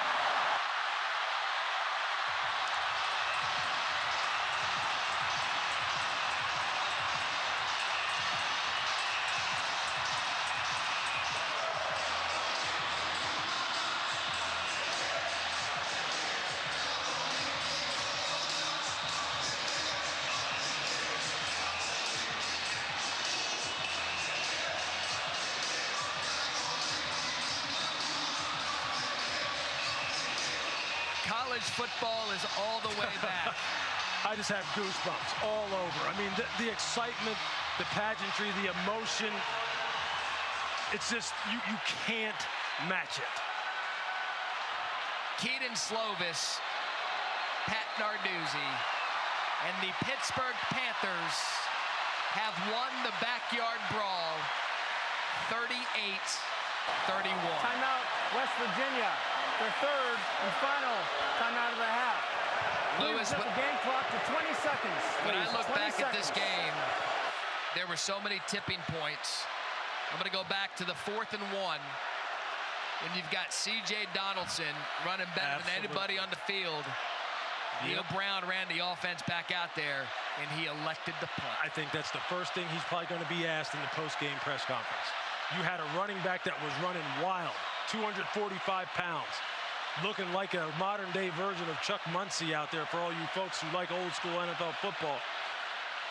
And you punted. You punted it back to Pittsburgh when you maybe could have put the game away. Averaging over 6 yards a carry, and that's going to do it. 105 times these teams have met, and every single one of them has been a classic. Neil Brown's not having it. He's going after the official. What a game.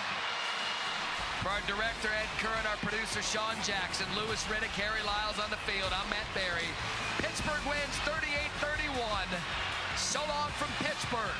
We hand this ball off after a great game to Scott Van Pelt. Have a good weekend, everybody.